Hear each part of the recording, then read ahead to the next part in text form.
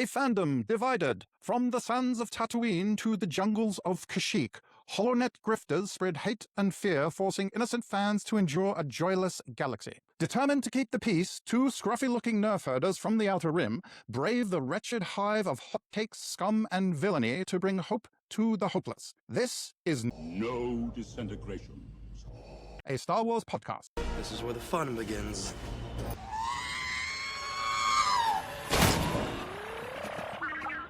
Davo. Hello there.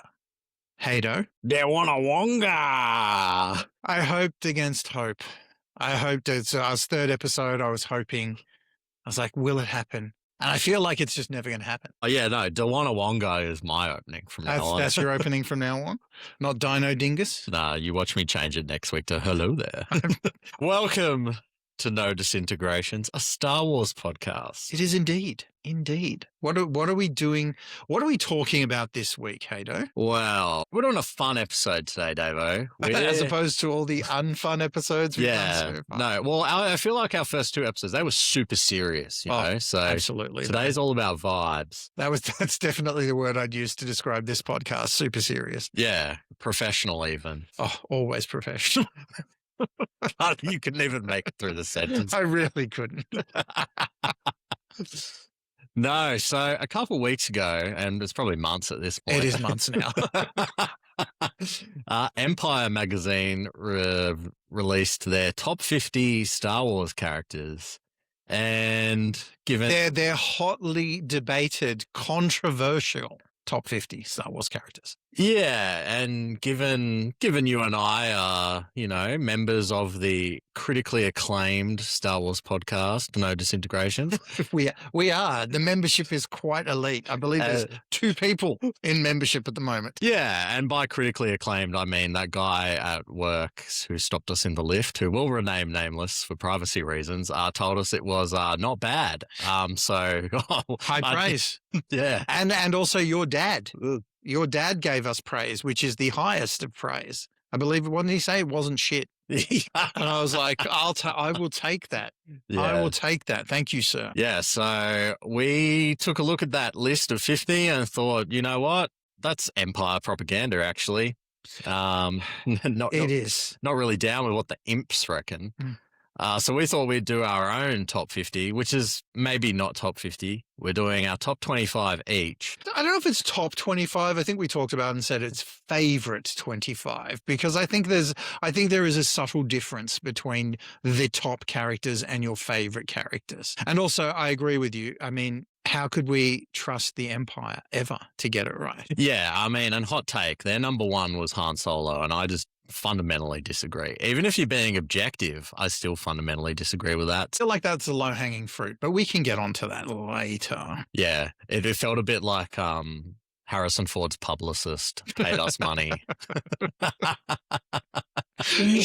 That doesn't happen. I think what I like about Han Solo being number one on Empire's list is how much disdain Harrison Ford has for Star Wars. Like he doesn't give a fuck that he's a pretty important character in this franchise. It's actually one of my favorite things. It came across my feed, I think like a week ago or something, and it was like some random convention, and it was someone asked Harrison Ford, like, if Han Solo and Indiana Jones met, like, what would they say to each other? And the exasperated look on his face when he was asked that question. And his response, he's shrugging, he's looking around the room, he's like, hello? How are you? So it's fucking dead. Like, whoever's gotten up there has got the courage to get up there, talk to one of the heroes and be like, I've nailed it with this question. Like 2 fandoms intertwined, crossing over at one vector point of Harrison Ford. Give me the line. The equivalent of shut up, nerd from Harrison Ford. It's funny too. He's pretty eloquent. I like that. Not then.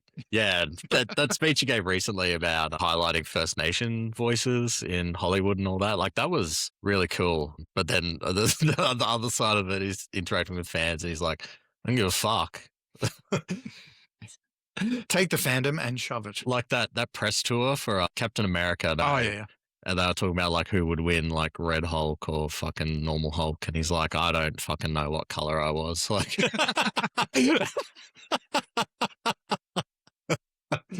just It doesn't even like just pretend to buy into Yeah, it. It's just like, nope, not answering that. not giving a shit. Imagine people just roll up a dump truck of money to his front door, and he's like, "Sure, I'll play whatever that character is." And he's like, "Sir, it's Indiana Jones," and he's like, "Oh, first I've heard of him." Do you think he knows he was Indiana Jones? I thought that character was dead. Yeah. Well, his son is. Oi! That was fucking crazy in that film, eh? They just fucking off-screen mutt in the Vietnam War of all things too. I think that's one of the funniest things that they do. Movie tropes is just like, we've just moved on. we're just going to kill you off screen. You don't matter. It happens so often, man. But anyway, we're here to talk about some Star Wars. We are, Because as I said, some Star War on this critically acclaimed podcast, pretty good guy in the lift. with subscribers and fandoms numbering in the tens of tens. Yeah. We thank you. No, honestly, all crap aside, we are very, very grateful.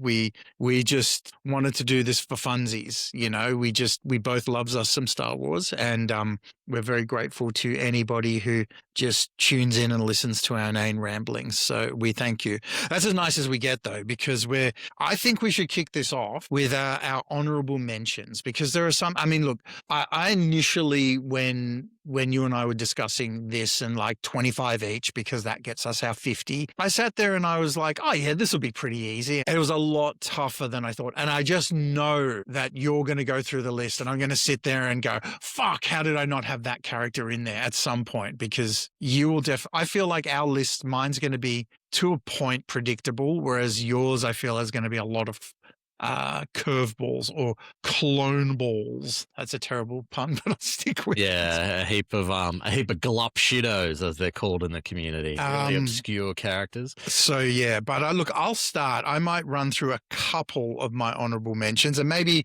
a throwaway line on each. I've got 10.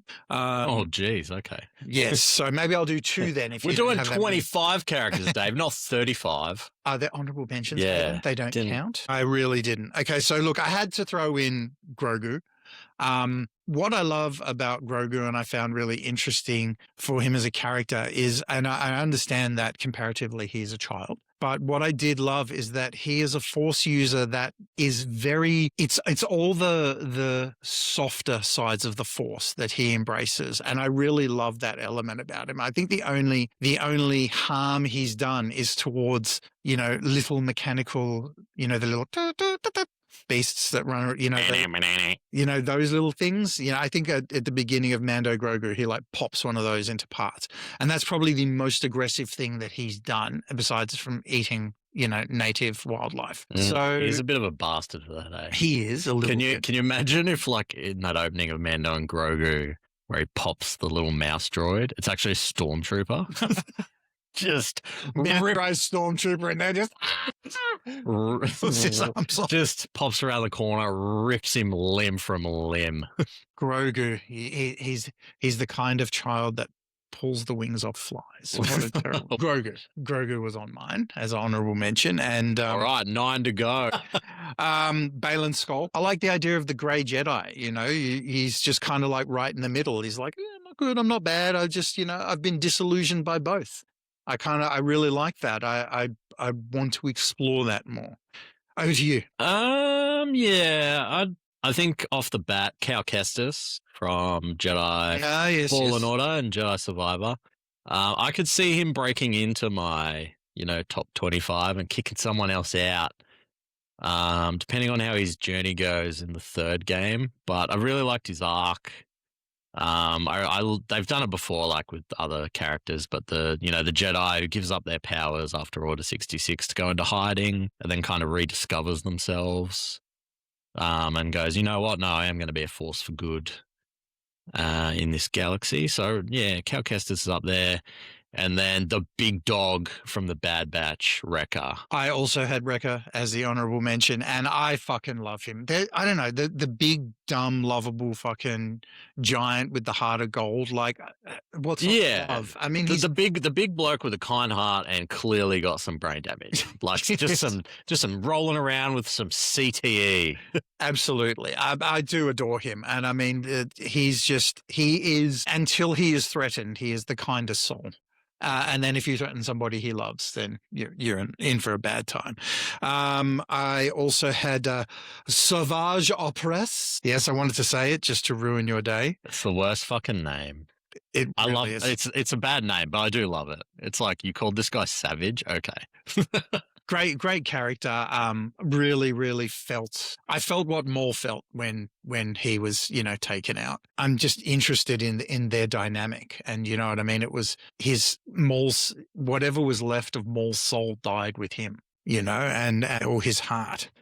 And I guess while we're here, this is a tough one to not put in my list, but ARC Trooper 5s. Like, fuck me, man, 5s. Ahead of the curve on everyone. Knew Order 66 was coming. Could have saved everyone and just horrifically taken out, man. Man, Five's death rocked me. Yeah. Because that was as someone who watched Clone Wars right through. So like there from day one, down since day one. And I spent years with that character. Since the Tartakovsky days.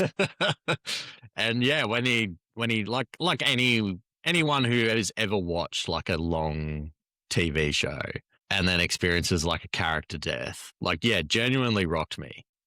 So rest in peace. Did not see it coming in any way, shape or form. It was just it was like literally one of those, oh my God moments. Just doesn't need to die either. He's done in by bloody Commander Fox, which is, oh, well, that was my other, no, I'm kidding. Whoa. Fox is not on my list. Yeah. I'll tell you what list he's on, the most wanted list. There's a deck of cards with his fucking face on it. All right, who else you got? Yeah, 5's also on mine. Balin Skull as well, also on mine. Again, probably could be elevated once we see more of him. Yeah, in our season 2 of Ahsoka. Rest in peace, Ray Stevenson. I thought he brought a lot of physicality to the role, but I love the disillusioned Jedi trope as well. Someone who looks at, an order that's meant to serve the people getting wrapped up in the bureaucracy of the Republic. And I don't know who's going to be able to pick it up from him either, because, I mean, he was a really, he brought a lot to it. I mean, he really did. I think Ray was a supremely underrated actor. For sure. He had like a lot of what you could be forgiven as, like thuggish roles or, like actiony roles. But he really brought I still think his take on the Punisher in Warzone, supremely underrated. Bro, that movie's dog shit, but Ray is awesome in that movie. Absolutely. Absolutely. Movie is terrible. He's so good. So good. I remember watching it going, this is the first time I've actually felt like I've seen the Punisher on the big screen until, John Bernthal. But I was like, this motherfucker has nailed it. Absolutely nailed it. I mean, look, the jigsaw and everything else was kind of laughable in that movie, but he was wonderful. And I was, and I really, when I found out that he was going to play Balin Skull, didn't know anything about the character, but I was like, this is going to be fantastic. And he did not disappoint. So big shoes to fill for whoever is. I think they cast, I don't know his name. He plays the Hound in Game of Thrones. Oh, yeah. Pretty good casting, actually. I don't know. You say the Hound from Game of Thrones. I say the stock boy from Hot Fuzz. Yar. Yar. Which is funny because I haven't seen Game of Thrones. So like. I still remember the moment that clicked for me, that I was just watching it and I was like, is that the motherfucking Hound? And then I was like, Yar?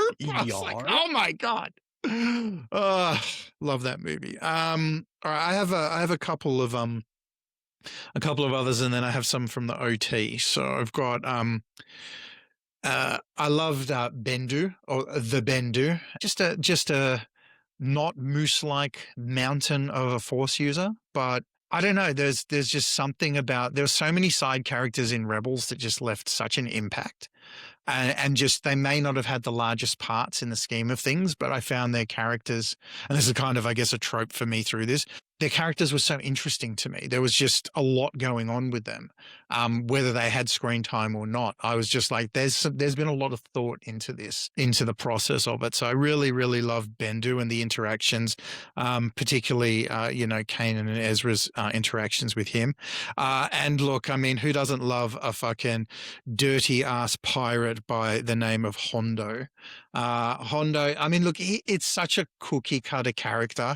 It really is. It's like, of course I'm going to betray you. What else would I do? It's like half pirate, half, the Count from Sesame Street. But, I keep waiting for Ezra. This will cost you $5. 1, 2, 3, 4, 5. Of course I betrayed you. It's so unveiled, but wonderful. And he was a great character because you could see he was like, I don't give a shit. And then there are moments where you're like, oh, this is really cooked. I actually do care about these things. And I'm not just the self-serving huskless thing out for money. It is, there is a line. And I do like that when they take tropes and they go, well, he could be, but we're just going to give him a little bit more. What else you got? Just starts naming clone troopers. Yeah, which I probably will. Commander Cody, Waxer, Boyle. Hard case, heavy. I love. Whoa! This is not your favorite 50 list of clones, but yeah, that's a different podcast. I was toying with the idea of could my top 25 just be clone troopers? Because I reckon it kind of could. I love Wrecker. It could as well. I love them so much. I think what I love a lot about the clones is like, yeah, they're clones, but they managed to give so many of them their own personalities, and whether that was the way they talked or the way they acted or their markings on their armor. Remarkable work too to the guy who did the voiceover, because it's like, here, play 800 different fucking characters. I think about that all the time in the Battle of Umbara arc in Clone Wars, where that was like basically just him talking to himself. And then again in the Bad Batch, which is even more impressive because they all have distinct voices. They really do. But it must be crazy being in a recording booth, like being Crosshair talking to Hunter, or just the voices in your head having a lovely conversation. They hired him because he was just like D. Bradley Baker's just chilling out the front of like Lucasfilm talking to himself. It's just a crazy man. And they're like, wow, that's 7 different voices. How many other personalities do you have in there? Because we've got some ideas. Yeah, D. Bradley Baker's the GOAT, man. Like, yeah. Almost, he's like the voice of like my formative years, I would say, in Clone Wars. I was going to say the voice of my childhood, but I think that would be Kevin Conroy with Batman. Oh, the other GOAT. So many goats. I know. You've used that a lot, not just in this podcast, but in describing this list when we touched on it earlier on. Coming in at number 25, the GOAT. The GOAT. Coming in at number 24, the GOAT. That's right. You have to work out who it is from the description. We don't actually know each other's lists, by the way. I do have a couple of honorable mentions, which I don't know, to maybe some OG fans, they'll be a bit sacrilegious, but I got Han Solo, Vader, and Chewbacca. And look, I like Han Solo, but I mean, a smuggler who turns his life around for a princess. Like, I mean, there's not a whole lot else going on besides that. He's pretty much him throughout the whole time, the scoundrel and whatever. And don't get me wrong, I love Harrison Ford. I love the character, but I just felt like there are other characters that just did more, said more to me. The reluctant hero. The reluctant hero, indeed. Vader, I mean, I feel like Vader is just, I don't know if Vader's a character more than a force. I feel like the interesting parts of Vader are really like when he's referring to himself as Anakin Skywalker, and the Anakin rise and fall is the more interesting part of his character. Whereas, and as we saw in Maul, Shadow Lord, I mean, you don't even need anything with Vader. He doesn't need to talk. He doesn't need to do anything. You just know he is a malevolent force of evil, unrelenting and terrifying. And so I kind of was like, well, there's no real character in that. And I guess that's going to be my theme for the fucking show. Chewie, I just love Chewie. But again, he's just like the heart. You know what I mean? He's there. He's the heart. He's a little bit of the conscience. You know, loves the pork, and great character. But I just felt that others did more for me. So that's it from me, Haydo. Do you want to kick us off with your 25 to 21? Yeah. So we'll start my number 25. You've already mentioned him. The one in the middle, the Bendu. The Bendu. I love the Bendu. I love when Star Wars explores the spirituality of the Force in a way that's not sort of dominated by Jedi and Sith. And I really love that in the Bendu because it teaches Kanan, a very important lesson, which is kind of, well, it's what I like about what Rian Johnson did, actually. It's like the Force doesn't belong to the Sith or the Jedi, which are these two like religious organizations, basically, that seem to lay claim to something that really belongs and resides to everybody. So I love the Bendu and him like being the primo fence sitter, being like, no, I'm the one in the middle. That's right. And, he offers wisdom. And I think what I love about him too, played by Tom Baker of Doctor Who royalty. So, yeah, that's 25 for me, the Bendu. Next, we'll have number 24, the Sun from the Mortis Gods arc from Clone Wars, voiced by the GOAT, Sam Witwer. I love the Sun a lot. And his performance is so like tragic of how, he's doomed to be like, I guess, a manifestation and representation of the dark side, as if like that's his fate and he can't be anything other than that. And I really love the way he interacts with Anakin in that arc and, tempts him obviously, but shows him what Anakin will do in the future and all that, and leading into that whole thing about Anakin, being the chosen one and what that really means. I found that really like that particular arc. I remember because I was not a fan of the prequels, and when we first met, I was adamantly anti prequel, and other than the Gennady Tartakovsky mini episode Clone Wars, I hadn't watched much of the Clone Wars animated series. And it was at your, I'd like to politely say urging, but at your polite badgering that I didn't know what the fuck I was talking about and how dare I besmirch the clones. I was like, listen here, nerd.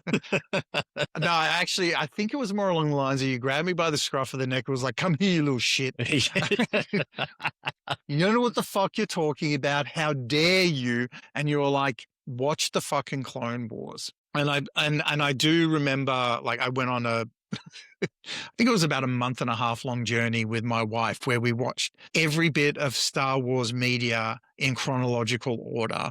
And, we watched the prequels and we watched all of the Clone Wars throughout it. And I remember watching it going, okay, this is some good shit. He's got a point. I was like, I don't know if I don't feel it's justified that there needs to be 7 seasons of a show to explain 3 movies and a character arc, but I got it. And this I remember specifically as this arc was one of the big tipping points for me with not animation, because I love animation, but just in general, I was like, okay, this is a fucking thing. This is some primo unique storytelling. This is it kind of made the Anakin storyline even more heart-wrenching because it's like, here's your future laid out. You're going to do horrific things.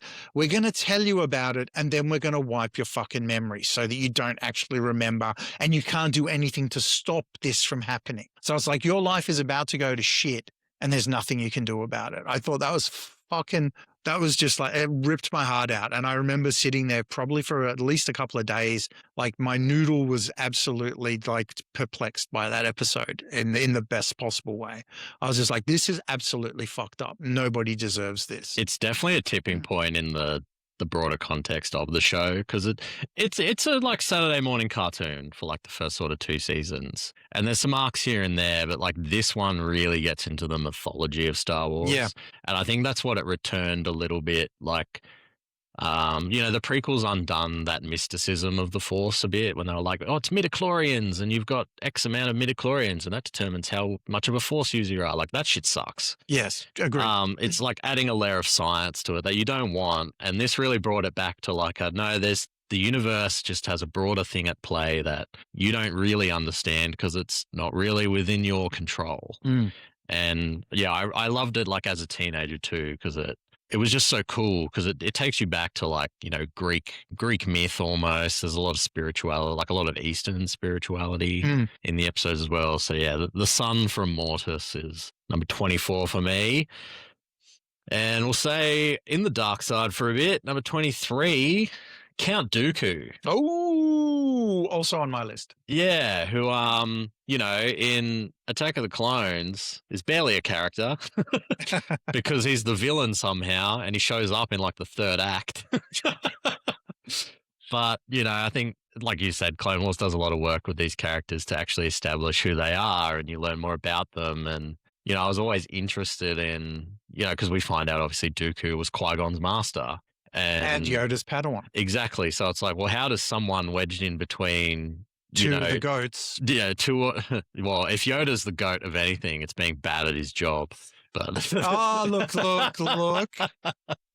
Yoda let his Padawan down and Qui-Gon let his Padawan down by dying. And then he let his other Padawan down by dying. This is one of the hottest takes, and I'm not having He let both Obi-Wan and Anakin down by dying. I'm not letting Qui-Gon cop this absolute slander. Absolute slander. How dare he die? But anyway. Get good, scrub. Back to Count Dooku. Again, love the disillusioned Jedi. We see that in Tales of the Jedi. You get to see a bit of, Dooku when he's in the Jedi Order and he's absolutely correct about the Jedi losing their way and becoming like useless bureaucrats, essentially, who are hiding behind rules of like, we're peacekeepers. And I was like, are you? You're like sitting they're having fucking Microsoft Teams meetings all fucking day, Yeah, pretty much. Like, hello, like your ancient enemy, the Sith, are taking control of the galaxy. And you're just sitting there going, that's great, but do you deserve the rank of master? I mean, really? Do you? I mean, it's the ultimate hubris, right? I mean, that they all fall. And I mean, he was so far ahead of the curve. He was just like, I see this motherfucker. It's happening. It's happening now.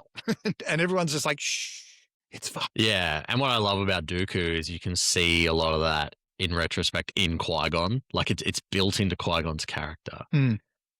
Which I really love as well. I'm just going to preface it by saying Dooku is 20 on my list. The only reason I brought it up was because he's so close. I figured we can just talk him out now and then move on. Yeah, no, love Dooku, love Christopher Lee.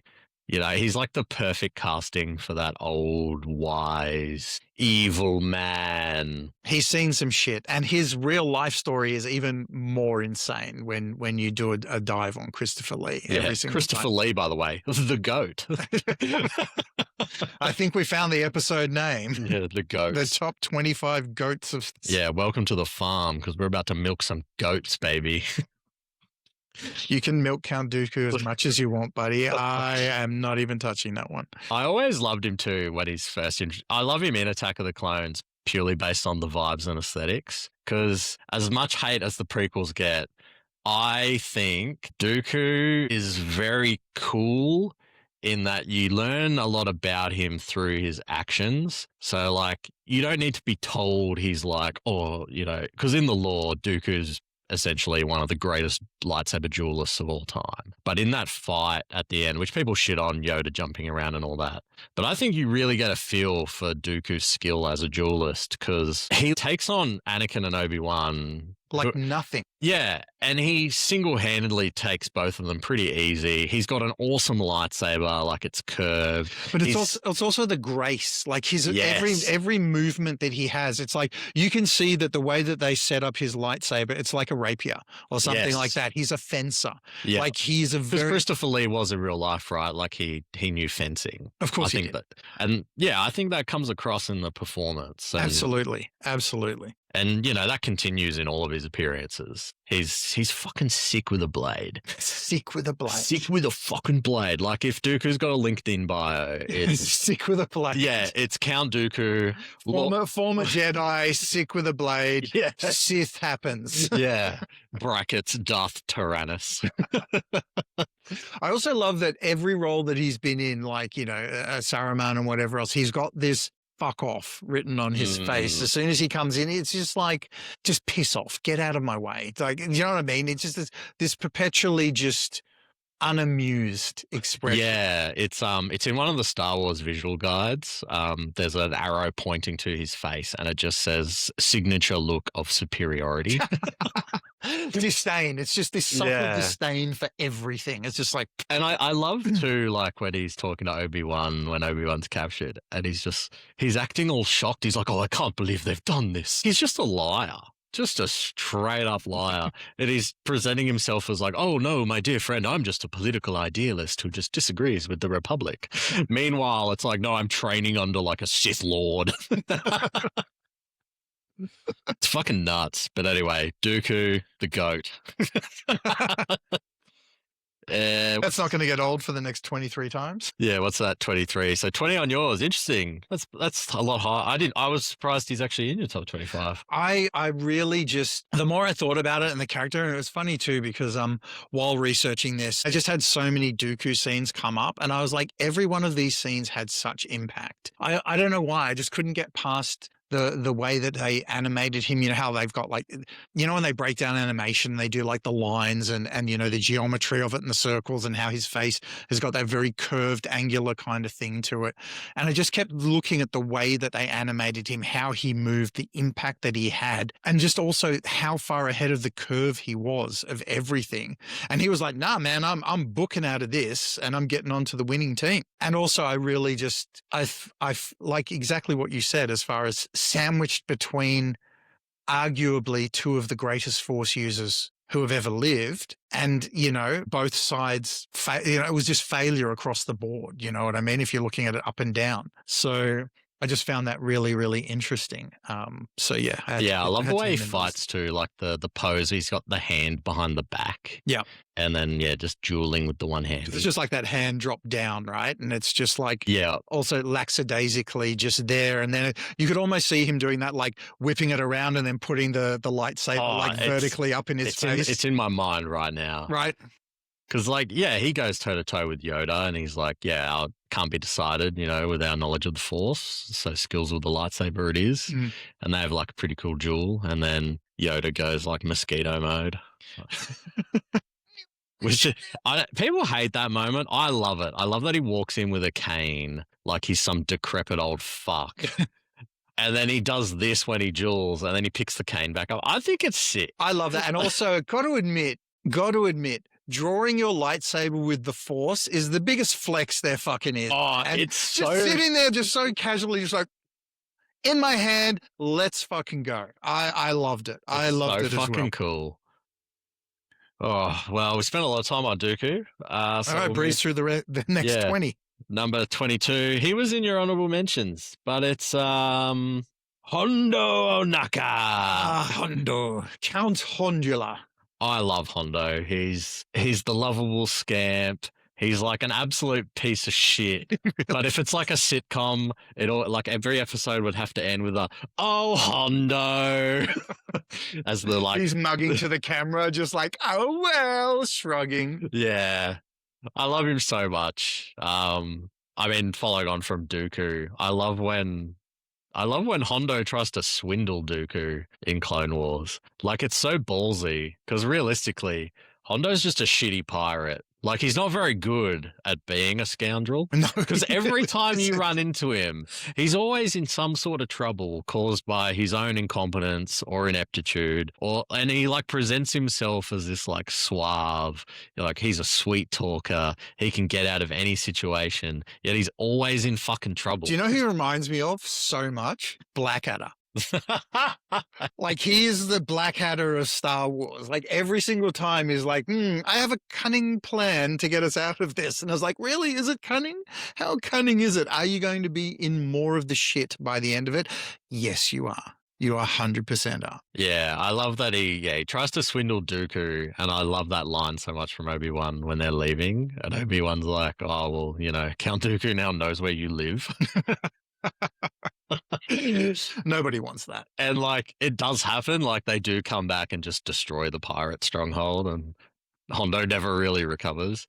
But it's like what you said too. He also is capable of being kind. We see that in Rebels when he's interacting with Ezra, and he doesn't so much become a father figure. Like He definitely has a soft spot for Ezra. Yeah, but he becomes a bit of a mentor, you know, and he comes to their aid at the end, which is, you know, he's got that heart of gold. That's somehow that heart that wants gold. Yeah, bit of both.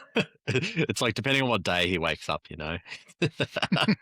And then after Hondo, we're staying in the realm of the scum and villainy. It's the Trandoshan horror Bosk. Bosk is probably my favorite of all those bounty hunters in He's Empire the goat. I guess you could say he's the goat.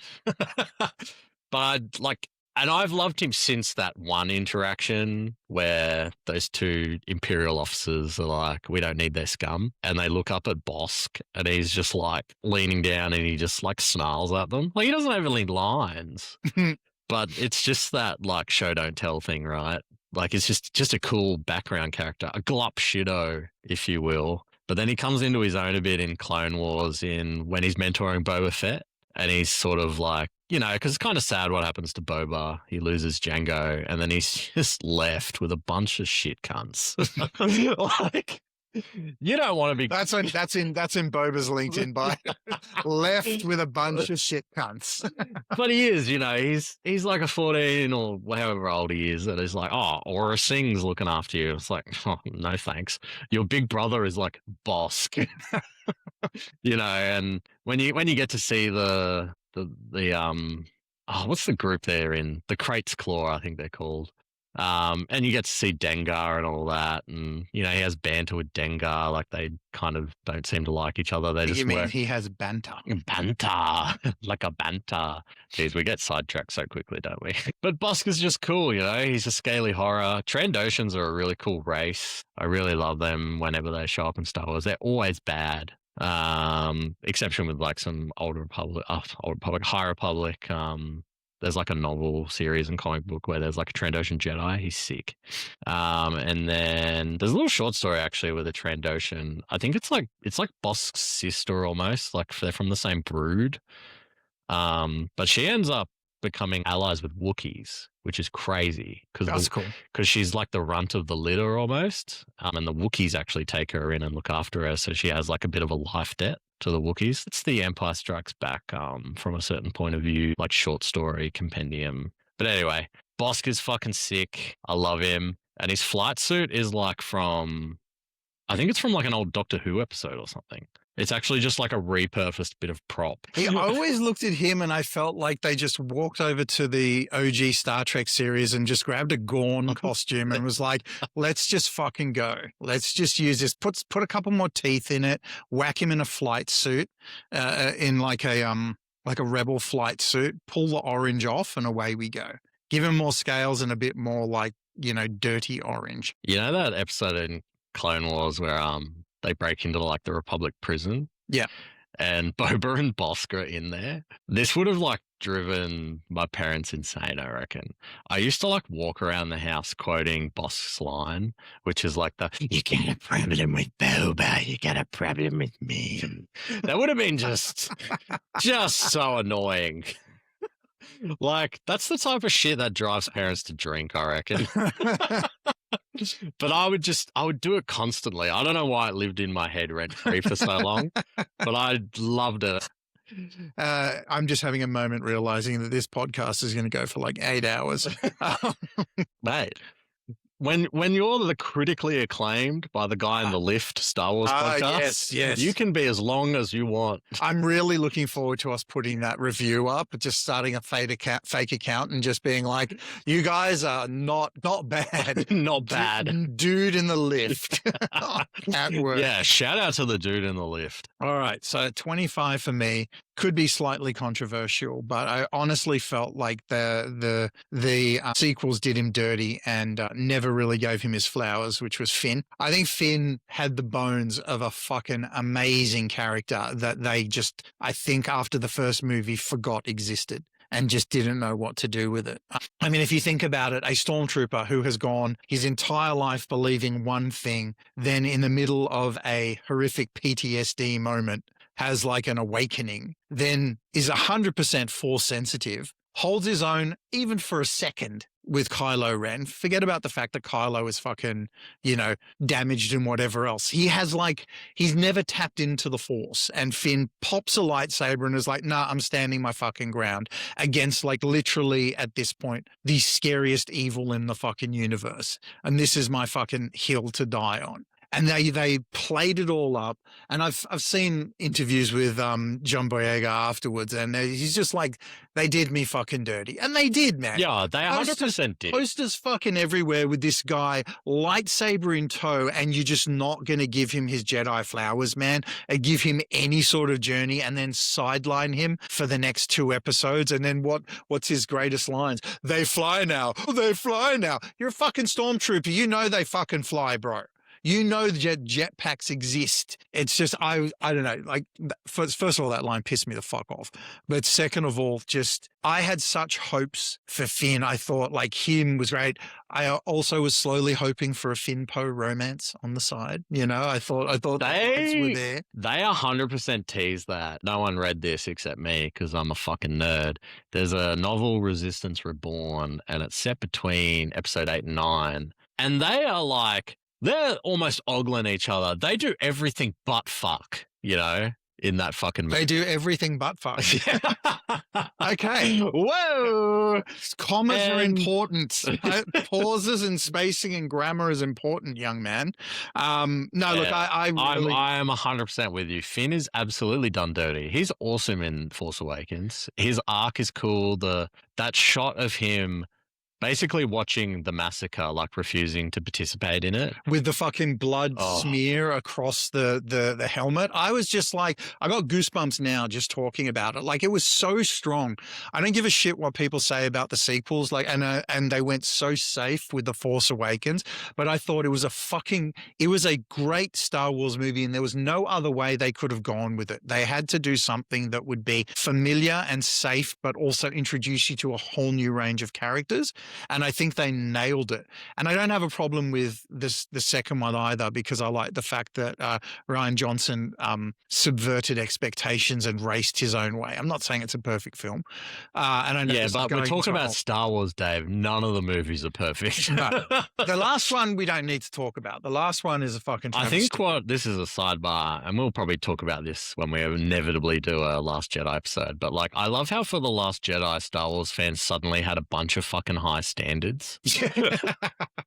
I think back to there's that interview with Mark Hamill, and he talks about the first movie where he's like, I've just been in a trash compactor and I've been underwater.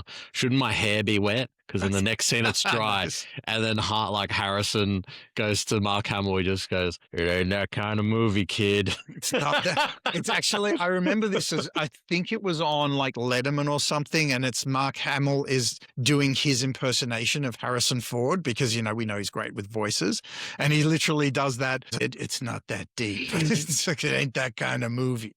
I totally agree with you, man. Okay, sorry. This is going to be a lot of us. 24, your favorite, Cad Bane. Hey, mate, his name's Colby. Okay. Colby. That's the dumbest fucking change. I hated that. Had no idea about this character until I started watching Clone Wars, and then obviously Book of Boba Fett and little bits and pieces. Loved it. Loved the, I guess, almost retconning thing they do, where they did his Tales of the Underworld, and you see has quite the tragic childhood, kind of parallel lines as Maul and Sauvage à Place.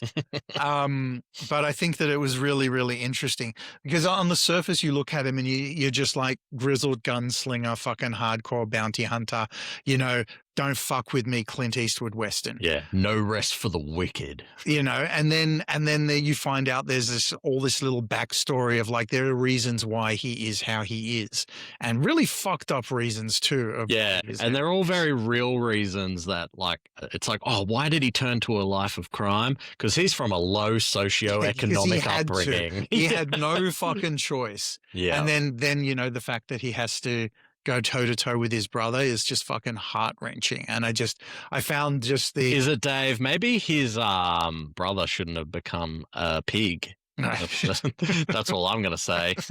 Oh, sounds to you like you're not interested in Tales of the Republic, Republic. Then all I'm gonna say here is that's some empire talk there, mate. Mate, ACAB extends to Cad Bane's brother, the sheriff of the shitty town they grew up in. But no, I really loved Cad Bane, and he's definitely grown on me a lot since watching Clone Wars and having discussions with you about him. Yeah. I mean, I love Cad Bane too. He's number 8 in my list. Ooh. Yeah, top 10 for Cad Bane. Not surprised. You know, someone who loves Westerns, he's basically, you know, if you've seen a cowboy film or a Western and Lee Van Cleef is in that film, that's Cad Bane. Yes. He's very much like Mortimer in the Dollars trilogy for a few dollars more. He's got the big hat. I remember when I first saw Hostage Crisis, which is his debut episode in Clone Wars. Just the hat, the coat, the swagger. The swagger is elite. The chewing on the pick.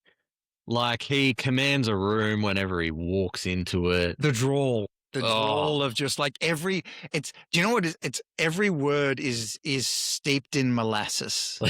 Oh, it's so true. You know what I mean? It's dragged out perfectly. Like I don't know who the voice actor is, but he fucking nailed it. This would have done my parents' head in too, because this is another character I would quote walking around the house.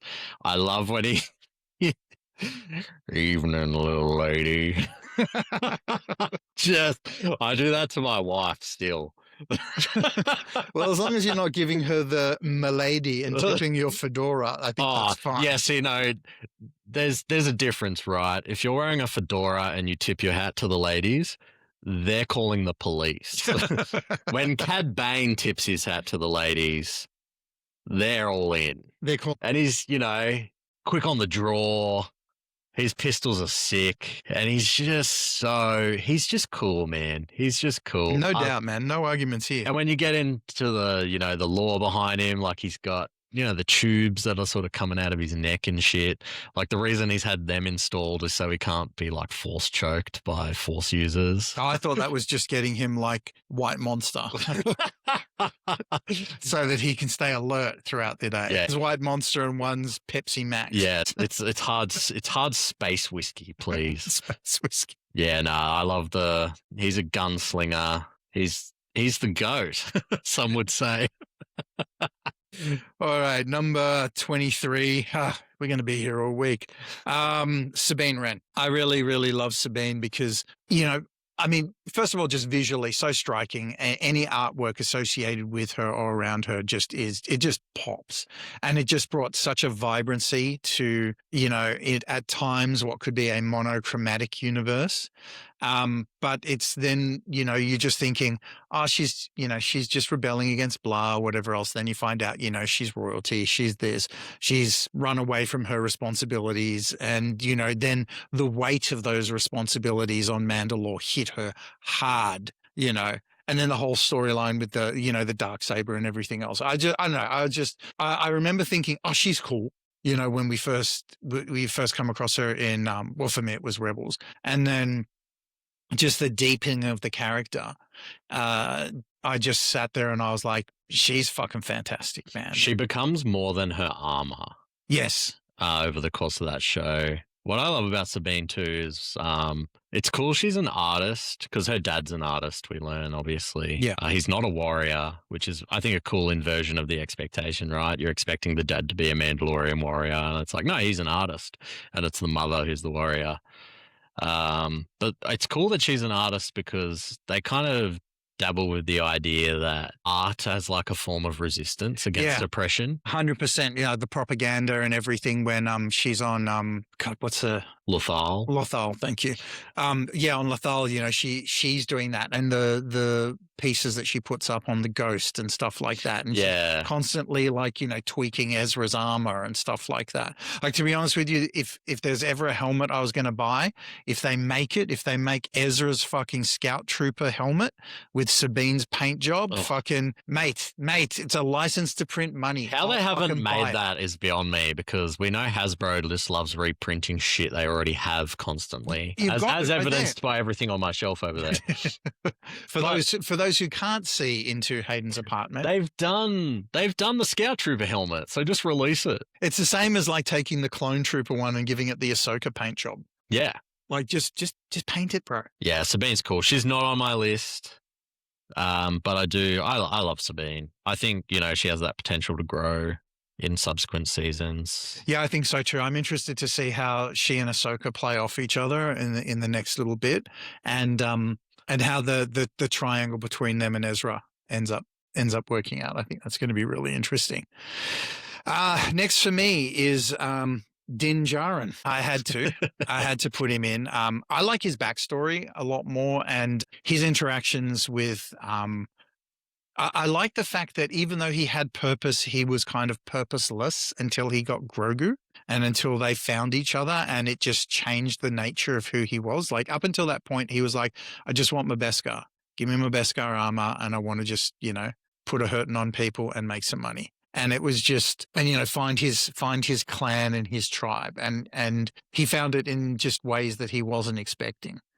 And also, you know, the gunslinger Western tropes. You know, I think my favorite incarnation of him is, you know, we talked about this before, but season 1 of The Mandalorian is still, I think, the purest and strongest. And you see the interesting changes within him. And I think just his moral code is something that I really like and respect. He gives the Western gunslinger / samurai vibes, and those are two things that I greatly love and identify with. So he had to be in the list for me. He's on my list too. He's number 20. Yeah, but those earlier seasons, yeah, he's looking for something and he finds it. Yeah. And it's Grogu, and he's not expecting it. No, not at all. And yeah, that thing you said, he's trying to find his tribe. It's that found family thing we talked about in our Mandalorian and Grogu episode. Our highly acclaimed. Yeah, critically acclaimed. Critically acclaimed, though if the viewership numbers not as critically acclaimed as our first episode. Hey, zing on ourselves. Yeah, I loved him, and this one is one that I'd almost forgotten about. And we'd had conversations and over the last couple of weeks, and I couldn't get him out of my head, which is Alessandro Calus. What a fucking arc this guy has. So much of a better arc than, I don't even remember his name, but from the sequels, General Gingerhead, who General Hux. Hux. Oh, I'm the spy. No, go away. Terrible. Whereas Callus is like, watching him go from like, no, this is the right way, the Empire is correct, everything we do is right, to, hey, are we the bad guys? Yeah. To it's such a well-used trope episode, but when it's done well, it's so beautiful. That episode with him and Zeb, in Rebels, where they're both, you know, stranded together, and we're enemies, but we're forced to, you know, survive together, but also, we're not that different, you and I, but in a real, we're actually not that different. And Callus is like, they have every reason to hate each other, right? Callus has exterminated so many of Zeb's people, and they should hate each other, and they find a way to, and his arc where he goes from, you know, villain to reluctant, you know, compatriot to Fulcrum, basically, you know, taking up Ahsoka's mantle as head of the Resistance, is fucking crazy. Like, I think he has one of the best arcs. I'd love to see him get the live action treatment. And spoilers if you haven't watched Rebels, soz, but you should also fucking watch Rebels. Yeah, Callus is awesome. I love his arc too. It's so close to like enemies to lovers with him and Zeb. I do love that scene. Yeah, he spends that time with Zeb, like trapped on that planet, and then when he goes back to his room on like the Star Destroyer, and it's just like a cold, empty room. No one really noticed he was gone.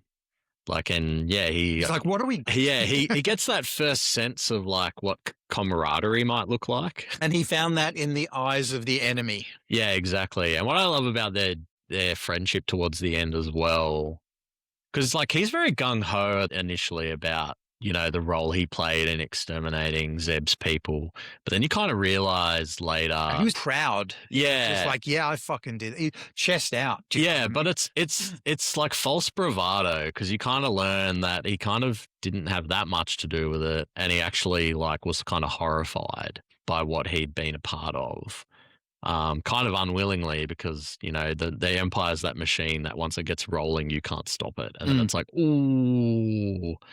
And there's a bit of there's a lot of like Lord of the Rings vibes in Rebels, which is I think why I love it so much. But they're a bit like towards the end, they're kind of like Gimli and Legolas. Yeah, there's definitely Is those kind vibes. of what's going on. But when Zeb like takes Callus to like his planet or whatever, like the hidden Lasat planet. That's really cool because it reminds me when at the end of Lord of the Rings, when Legolas and Gimli travel to the Grey Havens. I think it's the Grey Havens together, like where all the elves go to, like when they're too old or whatever. Yeah. Like it really reminded me of that, and I just thought that was really cool and heartfelt. Nice. Over to you, champ. Indeed. So Din Djarin was 20th, wasn't he? Yeah. So skip to 19. And given we were just talking about Callus, seems fitting. It's my boy, Garazeb Aurelios, better known as Zeb.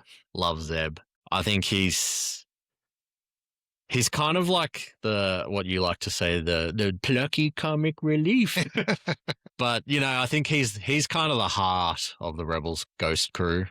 I love the way he sort of takes carriage of Ezra, I think, in the initial part of the story when like Kanan and Ezra aren't really getting along and seeing eye to eye.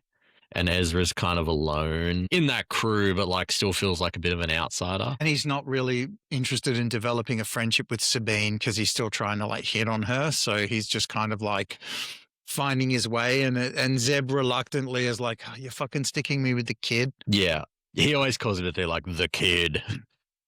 But Zeb's just, you know, and being like the last of his race, like that's a lonely place to be as well.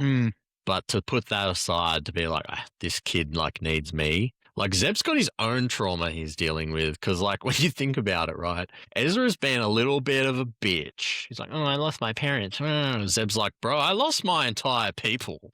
It reminds me of those memes you have of Star Wars, where it's like Luke is like, I can't believe Obi-Wan's gone, and Leia's like, really, you can't believe the guy that you met 4 hours ago is dead? My whole planet got vaporized. Like, sure, kid, sure, let me comfort you. Yeah, I, an 18-year-old princess with enormous levels of responsibility, watched my entire planet get eviscerated, and you're sad about like the hermit. You're sad about the hermit who lied to you, who actually killed your father, and just died, and will come back as a ghost.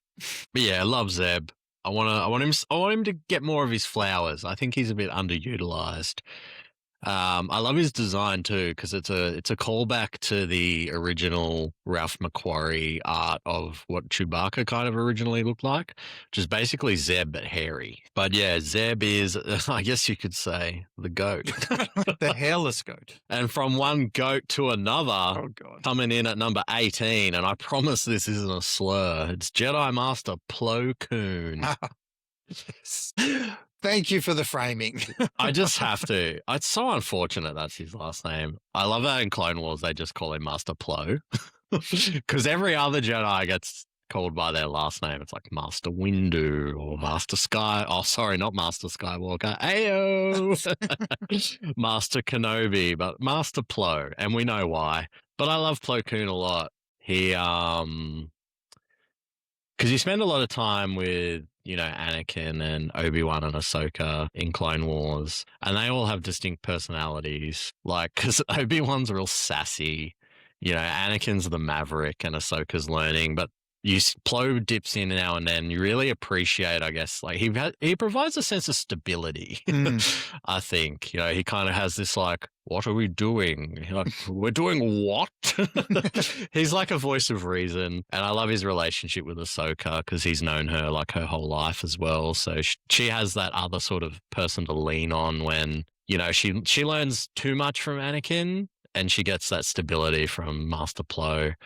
And what I love about Plo too is he's probably the Jedi you see most caring for his clone troopers that he's in command of. Yeah, I do remember that. He has a really strong relationship with one of the goats, Commander Wolf, who I love, considering I have the Wolfpack logo tattooed on my arm. Because again, Dave Filoni loves wolves, right? But yeah, he's the Jedi commander of what I think is like the coolest, clone battalion, the 104th Clone Trooper Battalion, the Wolfpack, which is so fucking cringe, but we love a bit of cringe. But yeah, he just kind of, he's the opposite of Pong Krell, who sacrifices Clone Troopers like they're nothing. And that first episode where he's with a lot of the Wolfpack, and it's during the Malevolence arc, and they get, trapped in basically their escape pod. And, one of the clones is like, we're expendable. And he's like, not to me. Like, and it's like, oh, that's kind of like what you want in a Jedi, right? Like, if there's more Plo Koons and less Mace Windu's and Yodas, maybe the Jedi Order's better. And that's one of my hot takes. Maybe. I don't actually disagree with that take. Who's next? Oh, the goat. I'm just going to get AI to remove any use of the word goat. Well, editing this. Clanker usage. Oof, absolutely not. Number 17 for me, Asajj Ventress. Asajj is on my list too. Very close, 14. Nice. I love Asajj. I love the, she's kind of like the Zuko. It's like a poetry, it rhymes. Yeah, she's kind of like the Prince Zuko of Clone Wars. Yeah, for me. totally agree. She's the bald-headed assassin. She's the Saturday morning cartoon villain that's incompetent and always gets defeated. She really is. Like, the first part of her arc is just like, I'll get you, my Jedi. Yeah, and they need that, they need someone who's kind of like the someone that plans can be foiled or whatever, because it's a serialized kid show, whatever. But she really comes into her own when she gets abandoned by Dooku. And, she goes back to her roots. You take her shoes off and her roots, they go back to Dathomir with the Night Sisters. And, you learn more about her and that, she's from like a society of witches and who can tap into the dark side, but in a different way. Like it's basically magic. And, you learn about their society has basically been feeding apprentices to the Sith for X amount of years. And like, it's just kind of sad and tragic. And she wants that revenge, similar to Maul, but she doesn't get it. But I think she abandons that pursuit. And then she goes off to find herself, which is, I think she realizes really cool. that there's where she and Maul differ is that she realizes there's more to life than revenge. Like the all-consuming revenge gets her for a while, and then I think the difference between her and Maul is that she has growth from the lessons learned. And the impact she has on people and the impact people have on her. And then and what I love about a lot of these redemption arcs, or, for lack of better words, is that it doesn't immediately, she's like, and now I'm a Jedi. Do you know what I mean? She's still got that, I could turn on you at any point. But, I think, wasn't it her saber's like yellow?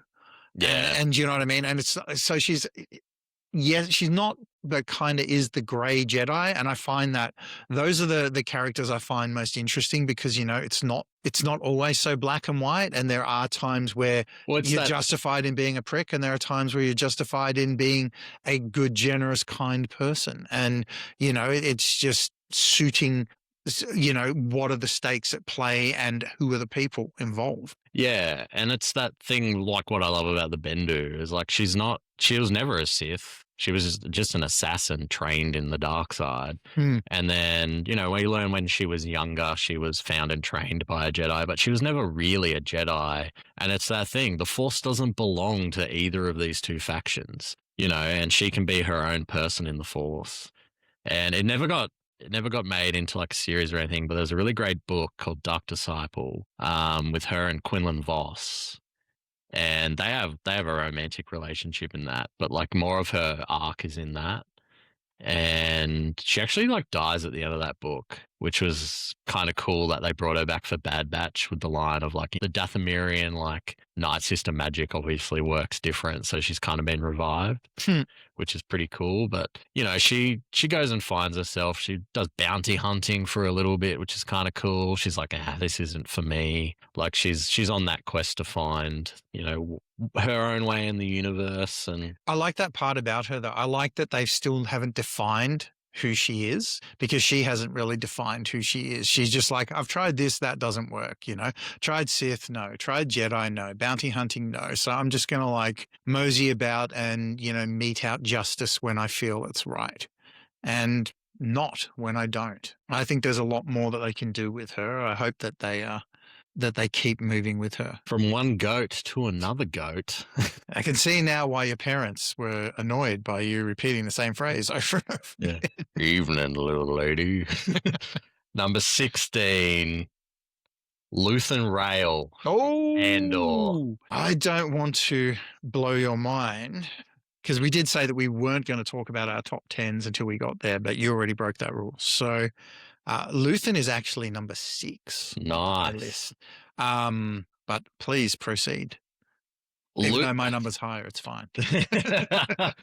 Luthen is the goats.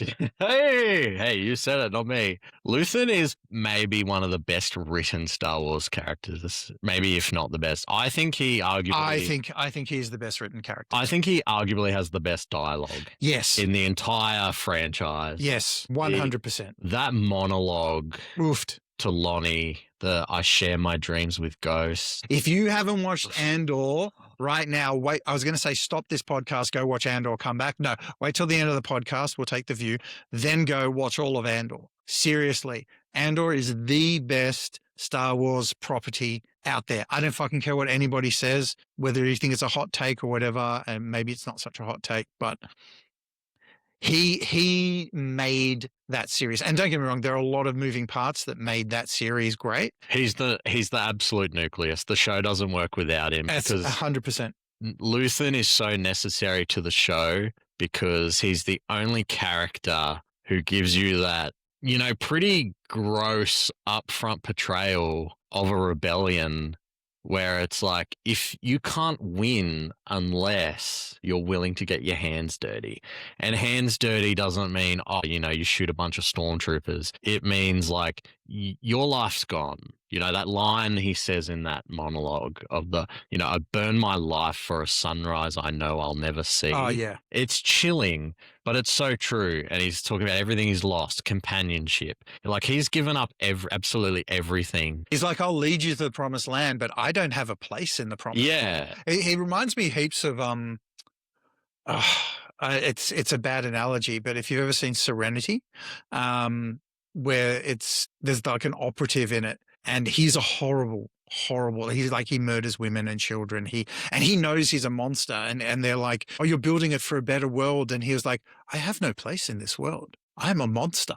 I have done monstrous things, and it's very like Luthen is those same vibes. Yeah. And, he does what he does. So Mon Mothma can be the clean image of the rebellion, the idealistic, she gives her big speech and it's, it's amazing and it's all true. And she calls out, Palpatine and all of that. But none of that happens if, Luthen didn't make that decision years prior as, just a digger in Australian terms in the Imperial Army, deciding, what, I can't be part of this machine. And also then recruiting Cassian, you know what I mean? Setting up the network, having cells everywhere that are operating, independently, and all of the little bits and pieces of information, all the little things that he does behind the scenes. And it's all so close to falling apart the whole time as well. Like, it's the house of cards that is just ready to tumble at any point. But that speech is probably one of the greatest monologues, not just in Star Wars. Like, I think it's just one of the greatest monologues in like film and television. Like, it really is just that impactful. And he delivers it. Like, Stellan Skarsgård is just a remarkable actor. And he absolutely has gotten his flowers, and everybody knows that he's at that caliber. But I think that even at his level, he took it so far beyond anything that you could have imagined for the character. Like, He's got a such fucking masterclass. such intensity in the role, and when he's at those critical moments where when I grabbed you and said, "Listen here, you little shit," like he has a lot of those moments. Like he goes and confronts Saw Gerrera, and he's like, "Fucking pull your head in," Yeah. or There's a bigger picture, motherfucker. You just running around like a nuclear bomb going off every 8 seconds is not helping. yeah, and Cassian has a bit of a whinge a bit into the journey, and he's like, you get to live in your apartment with Bix. You get to fight for the person you love. He's like, everyone I love is dead. So I'm fighting for you to be able to fight for them type thing. I'm fighting for Ghost. Yeah, he's the GOAT. He's the GOAT of the rebellion, and he doesn't live to see it. And it is tragic, and he has to be the way, his death, and it's, by the person he is most close to, who he treats as like an operative, but she treats him like a father. Yeah. And even that is like, and he's not being cold deliberately to be a dickhead. He's being cold because it's necessary. Like he fundamentally understands at its core what it takes to actually for a rebellion to be successful. And he's already made like that decision in his mind, like, I will die. Like, not as in, oh, I'll die for the rebellion. He's just like, I know that I will die. Yeah. And I have made peace with that. So everything I do is just on borrowed time. And that's why there's that sense of urgency to everything that he does, because he knows that he's like, he is not 3 days to retirement. He's well past retirement. He's the bullet's already been fired. He's just waiting for it to hit the mark. And that's why also one of the greatest fucking escape sequences and the best shit. Which one? The one where he takes out the tractor beam and you find out that he has lightsabers on the side of his fucking ship. I love his ship, the Fondor. And because a massive complaint. I think you mean the goat. A lot of complaints about Andor are dumb in that they're like, there's no lightsaber, so it's not Star Wars. It's like, mate, it's in that ship, okay? Yeah.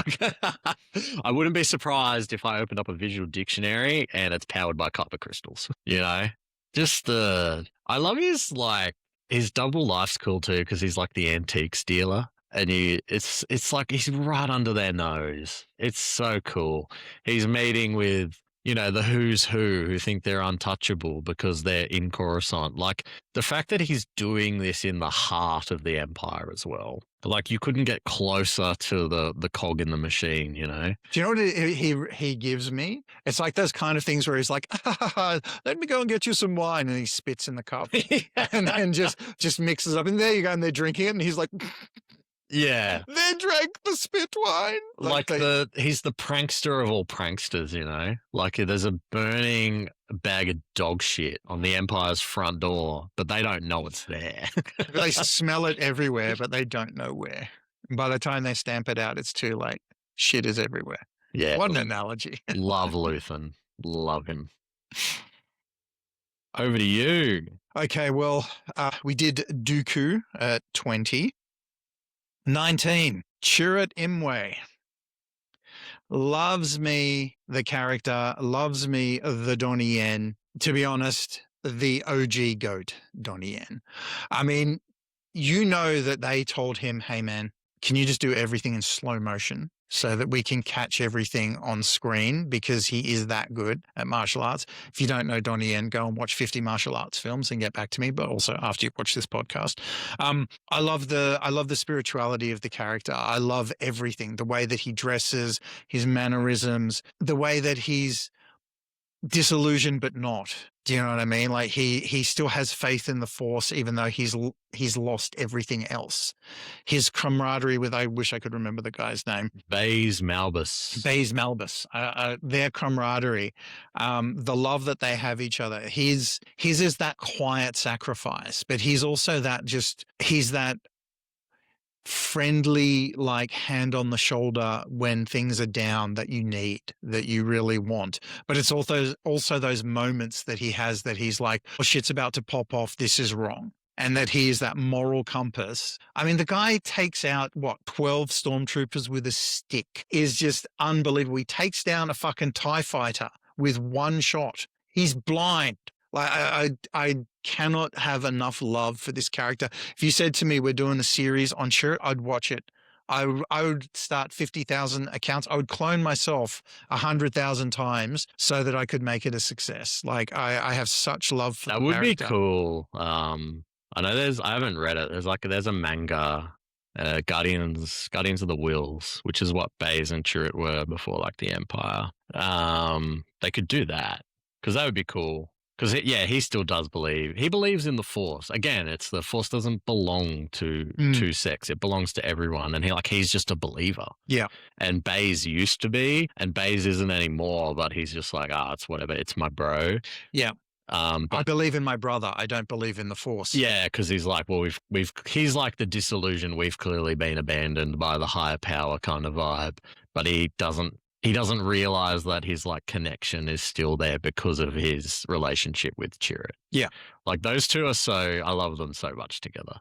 And I love it's in Rogue One in general, like everyone kind of dies when their role in the master plan is sort of fulfilled. And I love that, once Chirrut does what he does and then he dies, then Baze dies after because he's like, well, I don't need to protect. He's like, it's what you say, big guy with a gun. Yeah. Blaze of glory. Stand, like he literally, you see him go and you could see it in his face. He's just like, fuck it. What do I have to live for? Like, you know what I mean? We've done the mission.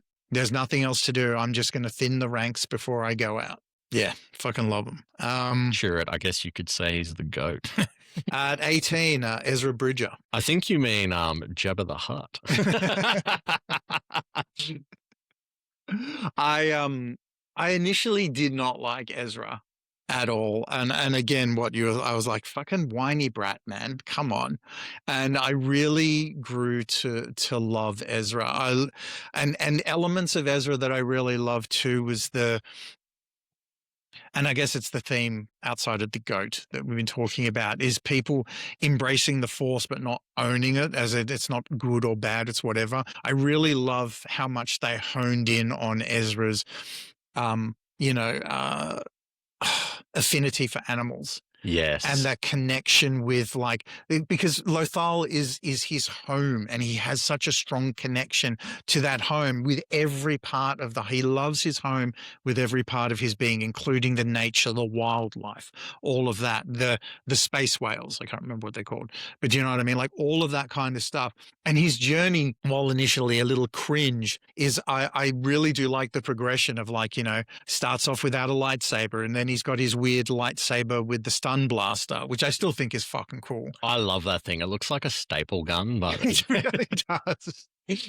And then you kind of, and I think his journey is really interesting because he's another one of Maul's potentials, where Maul is just and he's being tempted by both of the Jedi and the Sith holocrons are both calling to him, and it's such a literal you could go either way, and he's kind of gone, I will be a Jedi, but I'm also kind of going my own way, which is what we see kind of towards the end of Rebels and in Ahsoka as well. He's kind of forged his own path, because even in Ahsoka, it's not until the very end he's like, I'm not using a lightsaber, I'm just using the Force and wielding the Force and that kind of a thing. And I really just thought, you don't get the development of Kanan without the development of Ezra. There is no Kanan and where Kanan sits without Ezra. I mean, they all play a part, but theirs is probably the best and purest Jedi, Master Padawan for lack of a better word, relationship. It's probably like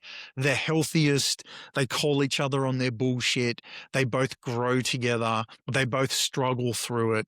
Yeah, and it's because it exists outside of the rigidity of the Jedi Order, you know. And they're in the throes of, you know, it all falling down, it all fucking crumbling, and they're like the last bastions of it, you know. It's kind of like, you know, when we look at what they did in Maul with Dino Dingus and I can't remember her name right now. Not Talon. Not Talon. Do you know what I mean? It's like Devon. Devon. There was shades of that, but you know, obviously you can't get the same depth in one season. But I still feel like Rebels will be unmatched as far as where they've gone with that character development, with side by side of them growing together and becoming, you know, legitimate forces, but also that father-son, you know, surrogate father relationship in the best possible way. I have a lot of love for Ezra. What I love about Ezra, like, I'm not sure if this is intentional. I suspect it probably is, given sort of his aesthetic and then who they cast. But there's a bit of, you know, Eastern spirituality, but more specifically, I would say, like, there's a bit of First Nations vibe about Ezra, like the connection to country, the connection to animals. Like as you said, Lethal's not just his home; it's like his spiritual center. Yeah, totally. Like he's fully connected to the planet. You know, because there's an ancient Jedi temple there, we learn, and the Loth Wolves, like, yeah, like everything, the Loth, like everything just seems to gravitate around him and to him. and it's not done in a way where it's like, oh, he's just a bullshit cookie cutter chosen one. It's because over the course of his journey, which takes him across the galaxy, he always comes back to this place because it's, you know, take his shoes off. That's where his roots go, you know. A lot of taking of shoes off in this episode. Quentin Tarantino where he's at. Which is crazy because we're both wearing shoes. But yeah, he's just so centered, and his love for the planet is beyond like, oh, it's my home. It's like, no, like Ezra and Lethal are like spiritually connected. They're one and the same to me, which is, you know, why at the end he sacrifices himself to, you know, save the planet. You know, everyone else is out. You know, it's instead of saving the galaxy, he's like, no, like this is my world, this is my everything. And Ezra is the GOAT. And next on my list, hello there, Obi-Wan Kenobi. I was very reticent to put a lot of the OG trilogy in, and when I sat back and I looked at where I remember him starting, the old man who disappeared and, you know, was just kind of like, use the Force, Luke. Yeah. There you go. Luke's fairy godmother. Pretty much. to where I felt the character, you know, the development of the character through the prequels, then the Clone Wars, and then, you know, the latest series. And especially like the PTSD and the trauma. I don't think Kenobi would have been, would have been as high on my list, or potentially even in the list, without the final scenes against Maul and without the last season of the Kenobi series, when, you know, you have Duel of the Fates Mark II. But I really think it was a wonderful character. And I think the way that Ewan McGregor played him as well, going back and embodying as you said, quite smarmy, you know, brash, cocky, young version of sassy, I think is the term you used, version of him. And then they built on that for Clone Wars. And then you had kind of like a more disheveled version of him. And I'm not going to lie, I was hoping there would be a fucking Qui-Gon Force Ghost at the end of Kenobi, and the payoff was so fucking worth it. That's a great moment. It was so good, and it wasn't like a cheesy or whatever. It was just like, oh fucking yes, like he needs this. He's going to be on this planet looking after and watching out for Luke from a distance for fucking the next 3 decades. Like, give him somebody to hang out with. Absolutely love him as a character. I don't really have much more to say because I'm trying to sit here and go, we'll be here till 8 o'clock. It's because there's too many goats, mate. So many goats. Did you have anything you want to add? Nah, I mean, I love Kenobi. He's the GOAT. Seriously, man, if we take the goats out of this, it'll be like an 8-minute podcast. Next is Thrawn. I said it's whispery because that's how Thrawn would say it. Mate, say his real name, Mithron Naruto. Grand Admiral, not Moff Tarkin Maul. Thrawn, sorry. Maul. Genuinely fucking terrifying. Genuinely terrifying. And what I've always loved about Thrawn is, first of all, I loves me an intelligent, strategic, calculating villain, a competent villain. I find that movies like The Dark Knight is nothing without the Joker. And I mean, competence is a sliding scale for the Joker. But I mean, he does have goals which he manages to achieve, and Thrawn achieves for the most part his goals, even with the ineptitude of stormtroopers and the other people around him. What I love about him is the veneer of control. When Sabine is coming in, because doesn't he steal some of her father's artwork or take some of her artwork? He and he's got it hanging and in his crib, and she's like, "Fuck that! I'm coming back to reclaim this." And they have this little backwards and forwards, and he's so smarmy, and he's so just you're thinking, "Oh man, she's fucked." And you just see the tiniest of cracks in the veneer when she fucking goes him, and you can just see. That's a peek at the towering rage underneath it all that he is just always barely holding in check. And I find that absolutely fascinating. Yeah. What's interesting about Thrawn is that you don't really get this unless you read, 6 other novels. Nerd. Which are excellent, by the way, written by Timothy Zahn. Nerd. But absolutely, it's about to get so nerdy up in this bitch. Thrawn's actually on a mission for his race of people, which are the Chiss, the blue people. Yeah, the blue people who live, outside of this galaxy, which is why you don't see any others. But he's actually trying to prepare his people for an oncoming war with another race that are horrifying. So he's kind of working for the Empire willingly to maybe, gain some influence to use their resources to be able to defend his people, which is an interesting layer. And if you're not aware of that, that's not necessary to understand the character and a lot of his motivations. But what I love about Thrawn too is, you said he stole some of Sabine's stuff, but he has that understanding that to defeat a people you can't always just use force, which is what the Empire doesn't understand, and it's why it inevitably loses to the rebellion. But he goes, no, you have to understand your enemy. So he willingly engages in their art and their culture, and that seems really horrifying when he takes the the family heirloom of Hera. That is just that's almost worse than just occupying a planet because he's making it personal. Yeah. And to be in the shoes of the rebels there, where it's he understands me fundamentally to the point where he has my family's, representation of who we are as a collective. It's horrifying.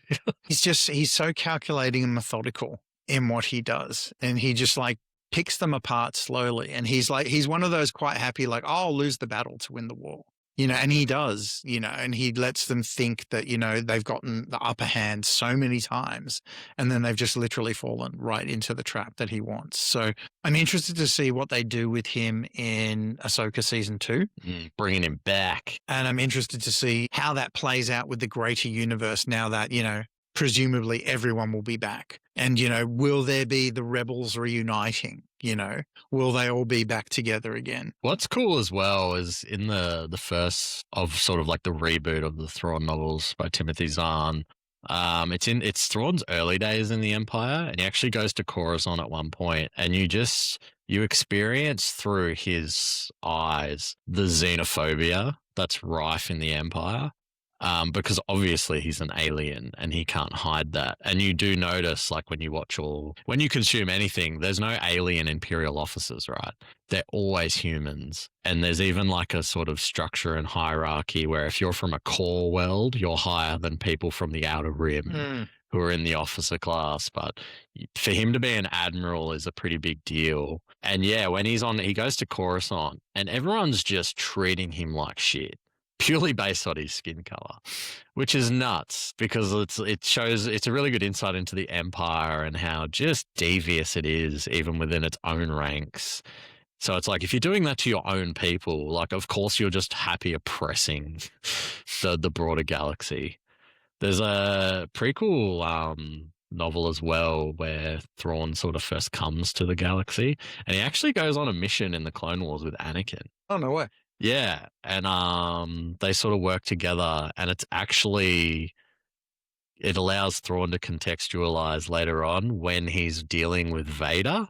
He has this like, and he actually figures it out that and he calls Vader on it. He's basically like, you were once Anakin Skywalker, and it's one of the most.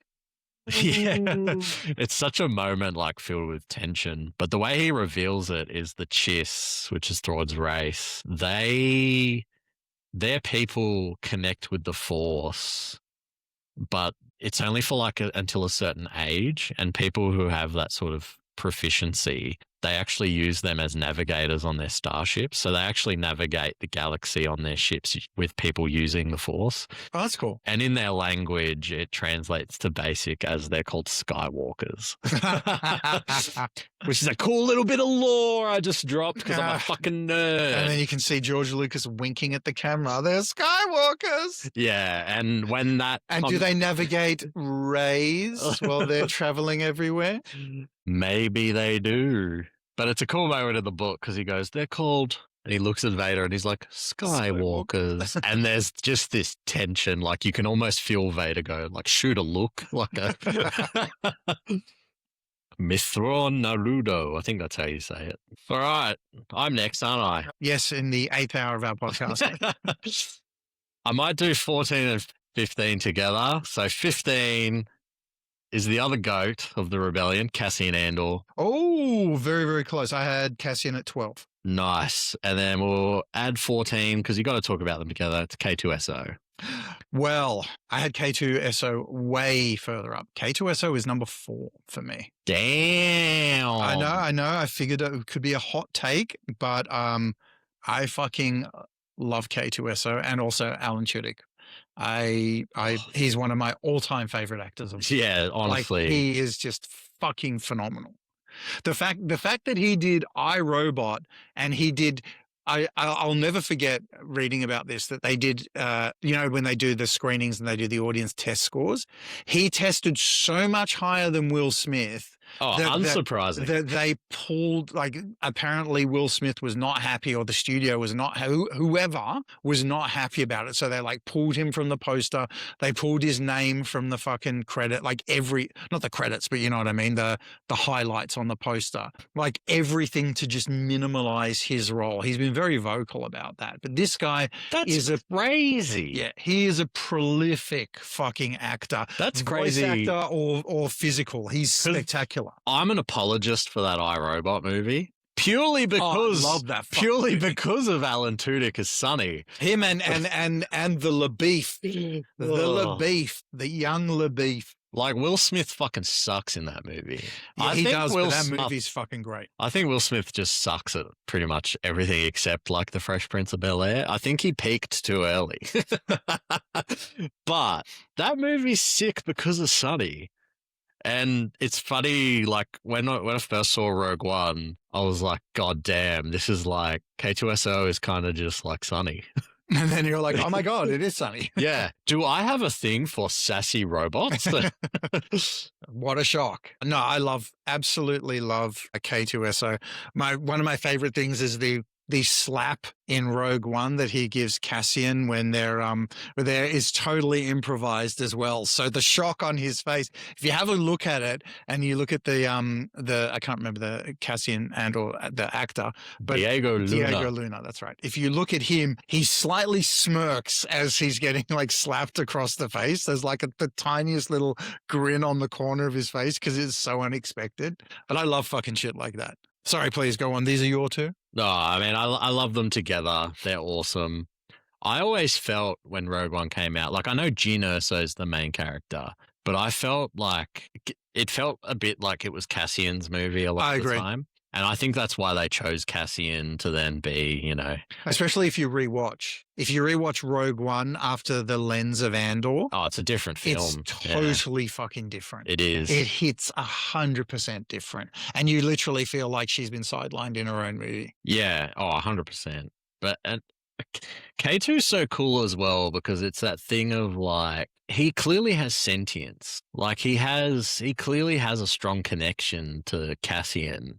But he kind of shouldn't, given he's meant to just sort of be a reprogrammed, you know, K2 and Force droid. But, you know, he has genuine care for Cassian and he grows to have genuine care for Jyn. Mm. You know, I love when he starts being nice to her and he's like, Cassian said I had to. Yeah, I know. It's such all of his lines are so good. Like his introduction, he like clotheslines Jyn when she's getting out of the turbo tank in the prison. And he's like, congratulations, you are being rescued. Please do not resist. I think my favorite is that like you think of him as you like to say, I like to say, the plucky comic relief.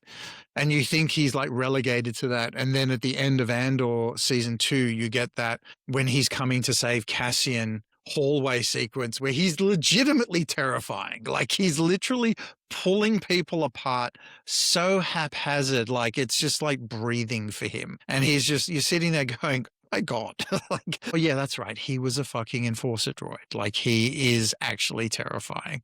And he's like, it's okay. I've cleared the way. Yeah. They're fine now. They're all dead. And there's just like bodies strewn everywhere. I think about that too in when they show in The Mandalorian that brief sort of flashback of Mandalore getting glassed by the Empire, and it's a bunch of the K2 Enforcer droids just massacring Mandalorians on the planet surface. It's such a striking image because you've got that, but in the back of your mind, you're probably thinking about K2. Yeah. And you're like, whoa, like this is what those are capable of. But it's cool in a visual sense to see him with the rebellion as well, because it's this like, oh, even the machines are turning on this thing, you know? 100%. I love that. And Cassian is just such a wonderful character. I mean, you know, he's like literally from like the Outer Rim, right? The backward of backward planets kind of gets, I think kidnapped is too strong of a word, but you know what I mean? Like just, you know, through circumstance finds himself on another planet. And then that's that whole found family. But then just the strong sense, and I'll never forget the first, you know, he's like, oh, I'm just doing this to fuck with the Empire. And he's kind of like that. I don't want to say whimsical, but you know what I mean? He's just kind of like that, oh, I'm just going to mess with them, ha, ha, ha. And then he has that meeting with Luthen, and Luthen's like, no, shit's about to get very real for you. This is about to, you are like, I'm not fucking around. We are here to make change. You are going to have to do some horrible, despicable things. Are you fucking up for this? Yeah, it's sobering moment. It's similar to Ezra, how in the initial episodes of Rebels, Ezra is like just he's like Aladdin in Agrabah. He's just being, Ezra's just being a menace. He's like stealing fruit and bothering people and all that.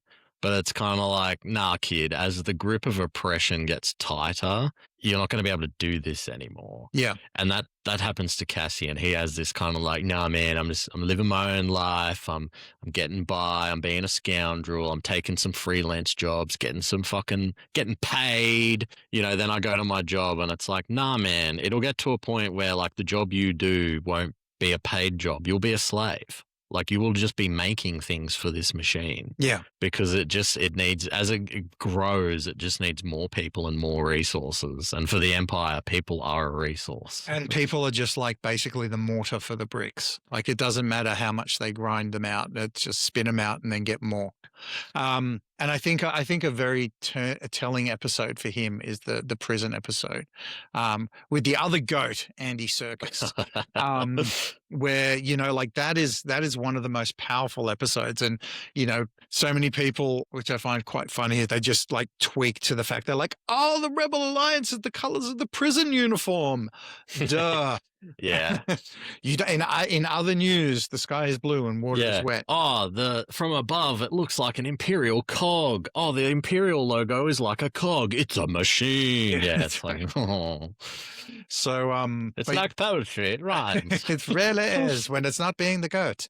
I think what I love about Cassian's the goat. Cassian, as he sees all these other characters, and yeah, the prison moment is pivotal because he's like telling this guy, he's like, "Hey, lead a rebellion in the prison," and then that horrifying reveal of the guy's like, "I can't swim," and Cassian knows, he's like, "Oh, well, you're gonna die basically. Yeah, you can't swim." But it's the Luthen quote. It's the burn your life for a sunrise you'll never see. And Cassian, so like. We know how it ends, right? It ends with Luke shooting the proton torpedoes down the Death Star, but it's and it causes a chain reaction. But the poetry of that is that each person has burned their life, and they've caused a chain reaction that has led to Luke having that opportunity. Yeah.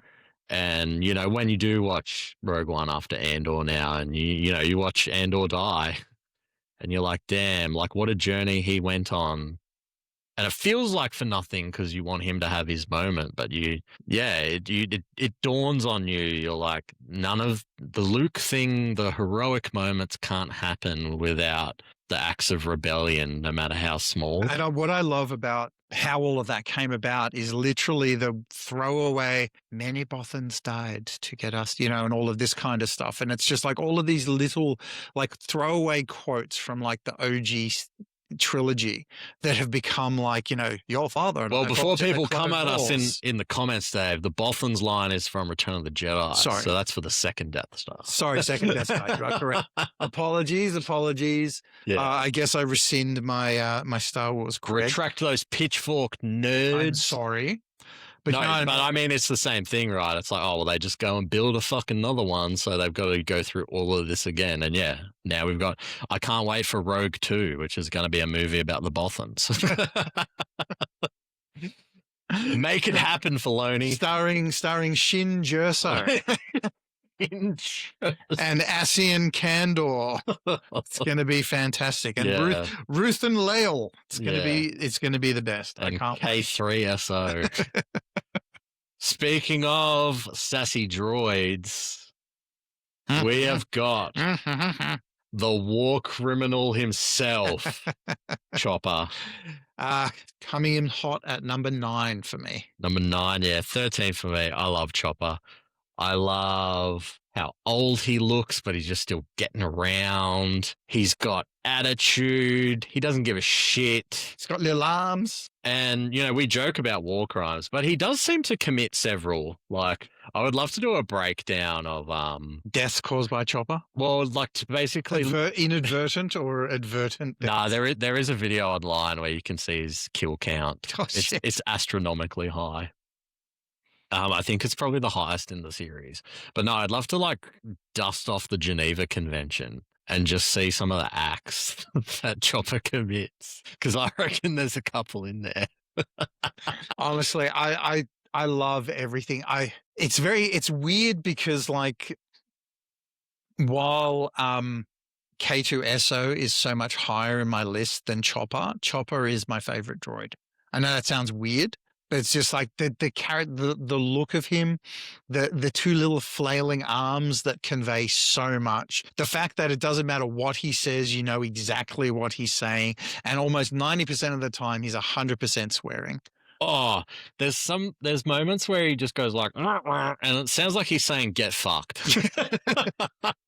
He's such a great but also always gets the fucking job done. Yeah. Like he always gets it done. He's a fucking doer. He's the person in a workplace where, shitty managers will be like, oh, that person's got an attitude. Oh, they're fucking annoying. And it's like, yeah, but does that person like get the job done every fucking day? Yeah. That's Chopper. Chopper's like, fuck you. That's a bad idea. I don't want to do this bullshit. I'm going to do it my way and I'm going to get it done. And you can't fucking complain. But that's all said in the. Absolutely love Uncle Chop Chop. I love him. I think if any character was like Australian coded, it would be Chopper. He's a little unit. Yeah, absolute unit. Like his designation would be like, CUNT or something. See you in the NT. Yeah, love Chop Chop. It really is. You could just see that one of his attachments would just be like a durry, a Winnie Blue. Just a little Winnie Blue hanging out of his one of his droid slots. He's that video of that bloke. He's like that.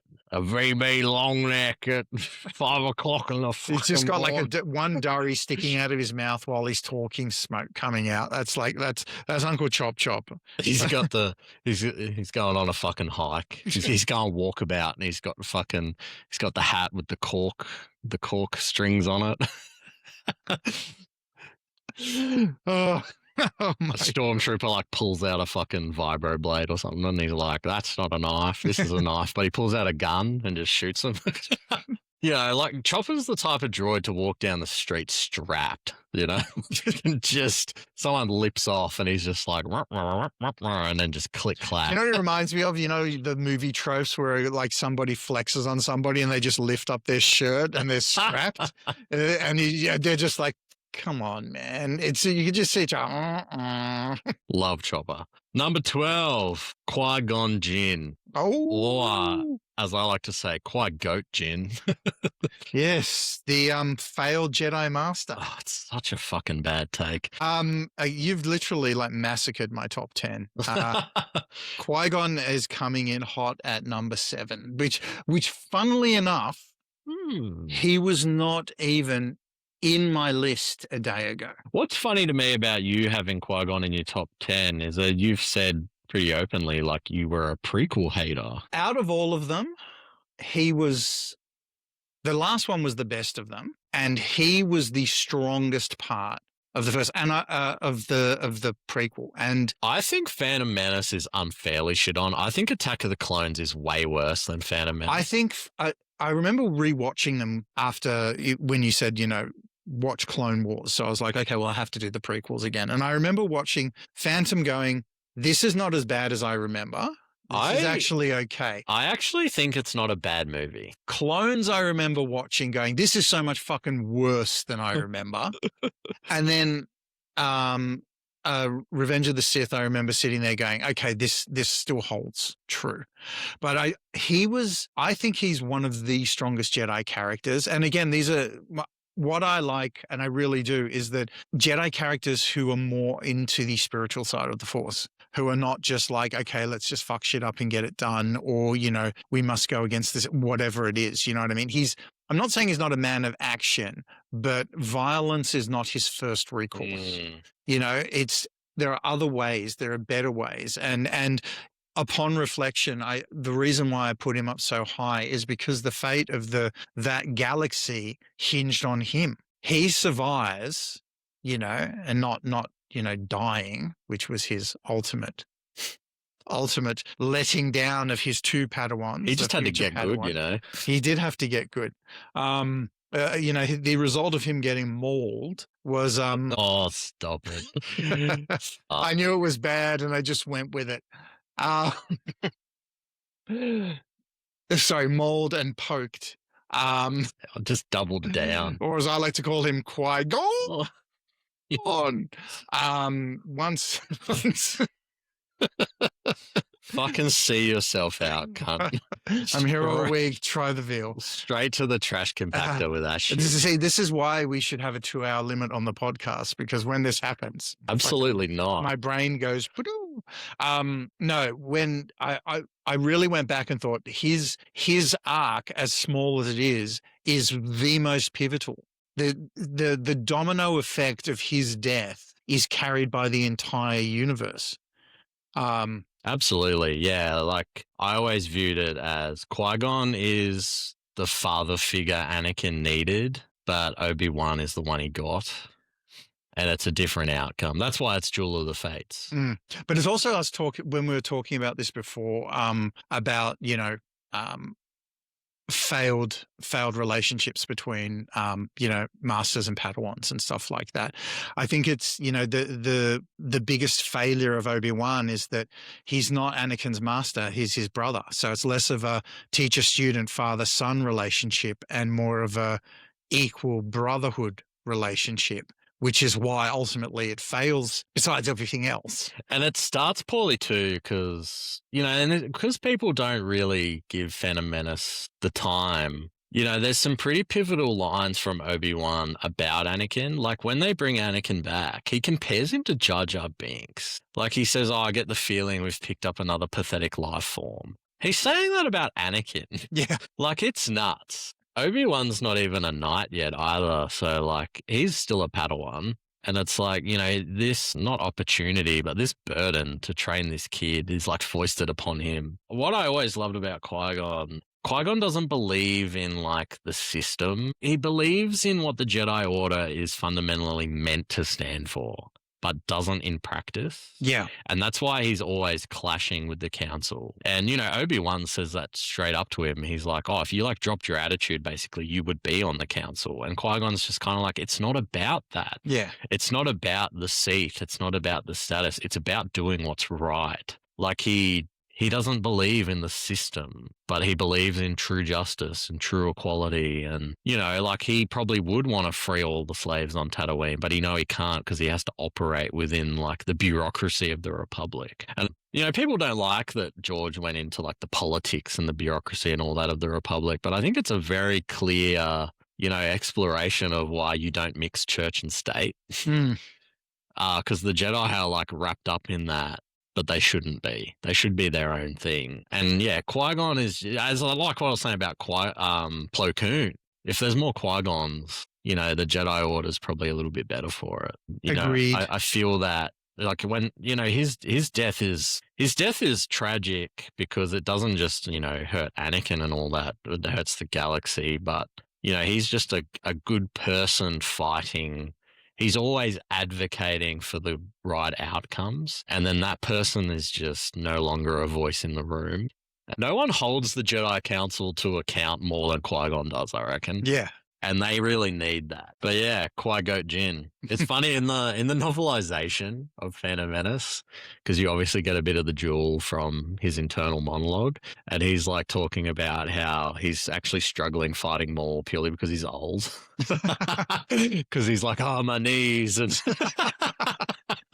he's like, I'm not as fast and agile as this guy. If only somebody would cut him in half and get rid of his legs, I'd be fine. Yeah, love me, Qui-Gon. Number 12 for me. And then number 11, the OG, the genetic template for the clone army, Jango Fett.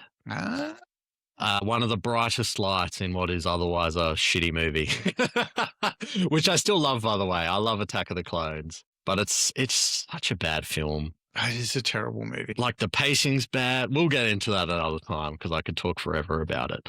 But I love Jango Fett. I think he is. I think you mean Jango Fett. Jango Fett. Yeah, I mean, I loved him when I was a kid just because, like, you know, he's shiny and looks cool. He had the dual pistols, which I think gives him a bit of an edge over Boba for me and like aura. Like Django's just aura farming, man. He's like flying up with his jetpack. He's dual pistoling it. Getting his head cut off, all of those. All those cool things. He's got some really cool moments with Obi-Wan. Like there's that. I really do like that scene on Camino, and Obi-Wan's kind of like pressuring him for info, but Django's not giving it up. Like he is so slick. Vin, this weird, you know, like you sometimes get like the weird shower thoughts or whatever else. Like the shower thought came into my head about Django, and I was sitting there thinking, do you think that when he's fighting clone troopers, he's just sitting there going, how does it all feel to be a less original version of me as he's popping them off? It's just like one by one, just like you're an inferior copy. You're an inferior copy. Yeah, because he trained a lot of them obviously and stuff, but it's the like I taught you everything you know, but not everything I know. I know a lot of people felt a way about it and that they didn't want, you know, Boba to be explained and all that. But I kind of like it. It's a cool callback to the original sort of plan for Boba Fett, which, originally the Mandalorian kind of vibe and the armor and all that, they were meant to be like elite stormtroopers, and there weren't many of them. And then they basically just ran into production problems. They couldn't produce enough of the suits. So they just made it like, the unique bounty hunter, which ended up being Boba Fett. But his like original kind of planned backstory was he was meant to be like a clone from the Clone Wars, and he had hunted Jedi, which sort of ends up being like Order 66 and all that. So I think it's a cool way to sort of bring that. That's not bad. I never knew that. Yeah, original plan and backstory, and for Boba, like he's the original unaltered clone of Jango Fett, and then there's this other broader army, but they're not as individualized as these two. And yeah, and a lot of this love comes from Star Wars Bounty Hunter, which I used to play so much on PS2 back in the day. Never played it. Oh, I know we have a lot of old school games to go through, dude. That will be an upcoming episode. Yeah, I love that game. Like it's just, I've always wanted like a sequel where you're Boba, but alas, 1313 never happened. Oh, don't even get me started. But on yeah, this. number 11. Jango Fett. My dad and I always used to sort of say that like I was Boba and he was Jango. And I used to sort of get jealous because I thought Jango Fett's armor was way cooler and sleeker. But as I've gotten older, I love Boba's more. Boba's is way better. And then also I have the advantage of not having my head sliced off by Samuel L. Jackson. So. Yeah, or in the deleted scene, arm first, then head. Oh, it's brutal, eh? I wish they'd left the deleted scene. It's so much better. Yeah. And I love too, afterwards, you've got Dooku like, oh, fucking hell, mate. It's visceral as, eh? I love the death because you see it as the helmet bounces, like the shadow, like the head flies out. And that scene is crazy too, where Boba, like child Boba, picks up the helmet. It's so traumatic for a kid. And it's just lucky that the head popped out because they could have just held it and then the head just like, boom, just down. That's a whole bunch of PTSD. Is that a like robot chicken skit? I think so. I feel like it is. I love in Lego Star Wars 3, the Clone Wars, the first level is like the Geonosis arena, and Jango's head gets cut off as normal, but then it gets like kicked around like a soccer ball. Oh my God. Lego has zero chill sometimes. Like, holy shit. I miss the old Lego games. The humor was pretty crass, and I love it. All right. A lot of my 15 to 11 has been covered, but coming in at 15, Anakin Skywalker. Now, just the 10-year-old version, right? That specific one's your favorite. Spinning's a good trick. Let's go. Now, this is pod racing. Look, it's remarkable to me how much my opinion of Star Wars has been shaped by our friendship, because there are just pockets of it that I wouldn't have had the appreciation for without you steering me in certain directions or bits of lore that you gave me. And I was absolutely unsympathetic towards Anakin after the prequels. I was just like, you're a fucking whiny little bitch. Like, oh no, your heart's breaking, destroy the universe. You know what I mean? There's better ways, bro. Find a better way forward. You want to protect your lady, be with your lady then. Don't go out and kill a bunch of children. That's not the way to protect your lady. I don't know what you're thinking, but no. And then after watching Clone Wars and, where they delve into it, and again, that episode with the son, I just had, he's pulled in so many different directions. He's fucking manipulated and twisted, and he's let down by so many fucking people along the way. And it made him for me, a much more sympathetic character. I had a lot more empathy for his plight and for what he went through. And I was like, this is actually horrible and horrific what he's been through. And that would fuck anybody up. And, then through the expansion of, his fight with Obi-Wan, at the end of the Obi-Wan series, where you're getting like, he's Vader, but he's not, but he is, but do you know what I mean? He's still becoming Vader. And seeing those flashes where the last vestiges of Anakin are dying in front of Anakin as they're confronting each other. In front of Obi-Wan as they're confronting each other. I really just found that fascinating. And so it made the character way more interesting for me than what I'd previously seen. And I gave him a lot more grace. So that's it for me. Agreed. Love me, Anakin. 14 is Asajj. 13 is the goat. Sorgarara. At the boar gullet. Breathe deep, boy. You have no idea where I am. I need a drink of water now. Yeah. The petrol sniffer extraordinaire himself. His arc is fucking mental, man. Especially when you think about, like, he is literally the no violence guy, and you know his sister in that Clone Wars episode gets taken out, and that changes the trajectory of his entire life. And then he becomes the zero compromise. Like he is the anything for the cause guy. Yeah. Whether it's good or bad, he was like, while Luthen is the like Che Guerrero, if you will. I wonder if that's the inspiration. Whoa. I can't possibly see any connections between that. No, there's no connection. He's ruthless. Before they, explore, after his appearance in Rogue One, there was a tie-in novel, Rebel Rising, which is about Jyn when she works with Saw when she's younger. Sort of set after she's found in that opening of the film. And basically the plot is, it's pretty fucked up. They basically bomb a school is the plot. Jeez. It's an Imperial academy for basically a bunch of like rich Imperial people are sending their children to this school. And they're kind of Jin's age. I think she's maybe 15 or 16. And she's having a pretty hard time dealing with this because she's like, we're killing children. And there's a chilling line in the book. He goes, they're not children, they're Imperials. Oh, Jesus. And it just, and that kind of says everything about Saw. Like he's off the rails. And it's another, why Andor, I think has the greatest writing because there's constant quotes like this, but like the simpleness of, revolution is not for the sane.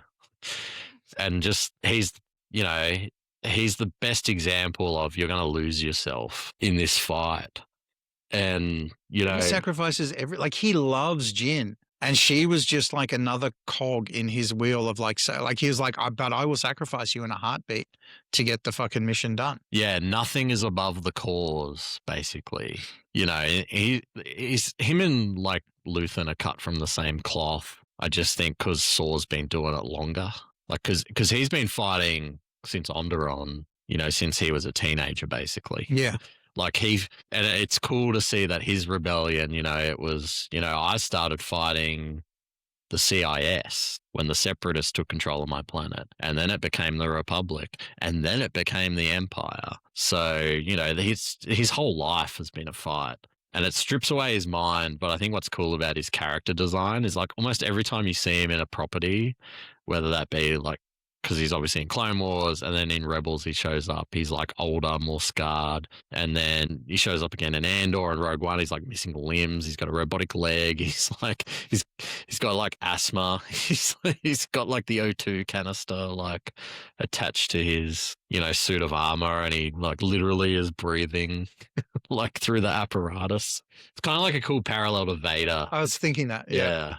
Like what pieces of yourself do you have to give up to win this fight? And it's pretty much everything. But it's funny because you look at these people, right? You look at Luthen and you look at Saw, and it's what you were saying before. Like, all the sacrifices everybody made is just to get Luke in that fucking cockpit to fucking dump the proton torpedoes down the tube. Do you know what I mean? And for him, it's just like the fairy tale almost. Like, fair enough, you lost the old man along the way. But everyone else has sacrificed everything, like their humanity, their soul, their future, their life. Yeah. Like these guys got their hands dirty so Luke could keep his clean. Yes. Well, one of them anyway. The other one's pretty dirty, I imagine. It really is. It's down that like trash compactor on Bespin. 12 for me is Cassian. And number 11 is This Is the Way, the armorer, who through my 48 fucking drafts of this list. Did not make the list until last night, which is crazy because I have her helmet on my fucking wall, and she is one of my all-time fucking favorite characters. And you put it on every morning and you go, you got this. I do. I don't. I say, this is the way. Come on now. This is the way. Fucking get it right. And then I take my helmet off, and then I have to go and bathe in the waters of Lake Titicaca. Because I'm an apostate. And then I come back and kill the mythosaur, and then I put my helmet back on because it's okay. And then I take my helmet off again, and I have to kill everybody in the room. It's a terrible thing. This horrible culture I've been indoctrinated into. Terrible. This is the way, unfortunately. Yeah, she is wonderful. I love that she's the unwavering moral code of the Mandalorian. I love that you're just sitting there going, oh, she's just the Beskar lady. She's just she just makes the shit, and then shit pops off, and you're like, oh my goodness, you are a terrifying force. I love that she just holds everybody accountable. She is unwavering, but she is the continuation of Mandalore, in its purest form. But I'd like to think of her as the best possible elements, the highest elements of Mandalore, of camaraderie, brotherhood, and clans and family, and uniting and people together. I think her actress is wonderful, and the costuming and the whole look is just impeccable. Her outfit is sick because they don't do enough of this, but when it's one of my favorite things in sci-fi in general, when like sort of power armor or any sort of armor is accompanied by like furs, yes, or like cloaks, because it's like you don't need that, but like you want it because you got a bit of flair. It looks cool. It looks sick. I love the armorer too because it's a reinforcement of all the Mandalorians that you encounter. Like they all feel lost. They're all like they feel like they all don't have a place, and they're like, oh well, our planet was turned to glass and all that, and Mandalore was destroyed and all this shit. But it reinforces the thing of like, well, they're not a planet, they're a people, and wherever they go, and she's holding them together, and they all long for something they want back, and they retake Mandalore and yeah. But those hard years where they didn't have the planet, like she was the nucleus. What I love about too is like, I know it became the meme and the trope of like, this is the way. And, it was probably one of my favorite things was when, it first started, Mando first season, and everybody would post a GIF of it, and it would just be like 48,000 comments underneath of it of just, this is the way. Loved it. But what I love about it is the dichotomy of what she's saying is just like, this is the way, as this is how we do things. But also like what you're saying about Mandalore is lost, and she's like, I will take you to the promised land, and this is the way forward. Like, this is how we get to it. Like she's Moses to an extent, where she's leading her people to the promised land. Oh, absolutely. So, she is like, I will take you there. Just follow me. Trust in me and in the way, and we will get there. And she is probably out of that series, she is, as much as I love everybody in it. That's the character that every time I think of it, it just keeps coming back to me. So that's me. And now we reach the elusive. On the 48th hour of our podcast, we reach the elusive top 10, which I believe we're going to do backwards and forwards. Yeah. All right. Coming in at number 10, the man who never misses, the mentally ill sniper from the Bad Batch, Crosshair. I'm not familiar with that character. Oh, fuck off. Fuck you for Crosshair, by the way. Fuck you. I don't even want you to say a word, because I hated Crosshair in Bad Batch and Clone Wars with a fiery fucking passion. And you told me that there would be a redemption arc for him and that I would fucking end up loving him. And you were fucking right. And I hate you for it.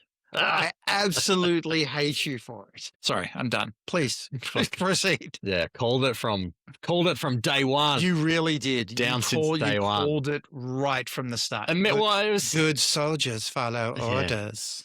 And I love how we used to quote that to each other constantly. Every day. Oh, mate, if my parents were around, that makes it sound like they're dead.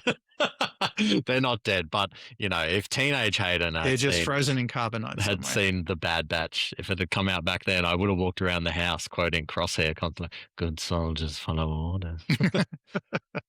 I love him. I love his design. You know, it's edgy as shit. He's got a literal crosshair on his helmet. He's always looking to do things with efficiency. He's cold. He's calculated. He's kind of like, when you first meet the Bad Batch, they're pretty uninteresting. It's basically like a bunch of the art directors or the people who made the characters were big fans of Halo Reach back in the day. I feel like all of them were failed concept designs. Yeah, they're all like, look at this cool sniper clone trooper, and look at Hunter. What's his specialty? Hunting. His specialty, looking like 80s Rambo. He's actually based on Billy from Predator, who you and I both love. We really do. But that's our other podcast. Yeah. And I think I know, like, you know, people are like, oh, Rambo because of the red headband thing and all that, but it's like he's definitely more like Billy because Billy's the tracker in Predator and Hunter's just the group's tracker. Anyway, but Crosshair to me was very cool in that, you know, he does believe in his duty. And it's like, well, it doesn't matter what I think. My role is I'm a soldier of the Republic. Oh, it's now the Galactic Empire. He's like, okay, I'm a soldier of the Galactic Empire. The parallel of the clones and why they're so interesting is that they're different because they're not like the droids and that they can think for themselves, but Crosshair refuses to. He's not right when he says this, but he genuinely believes his brothers betrayed him. You know, what I found interesting in that, because you don't consider that at all because most of the story is told from the characters you spend more time with. Totally, I sympathize with that perspective because it would feel like that for him. He's wrong.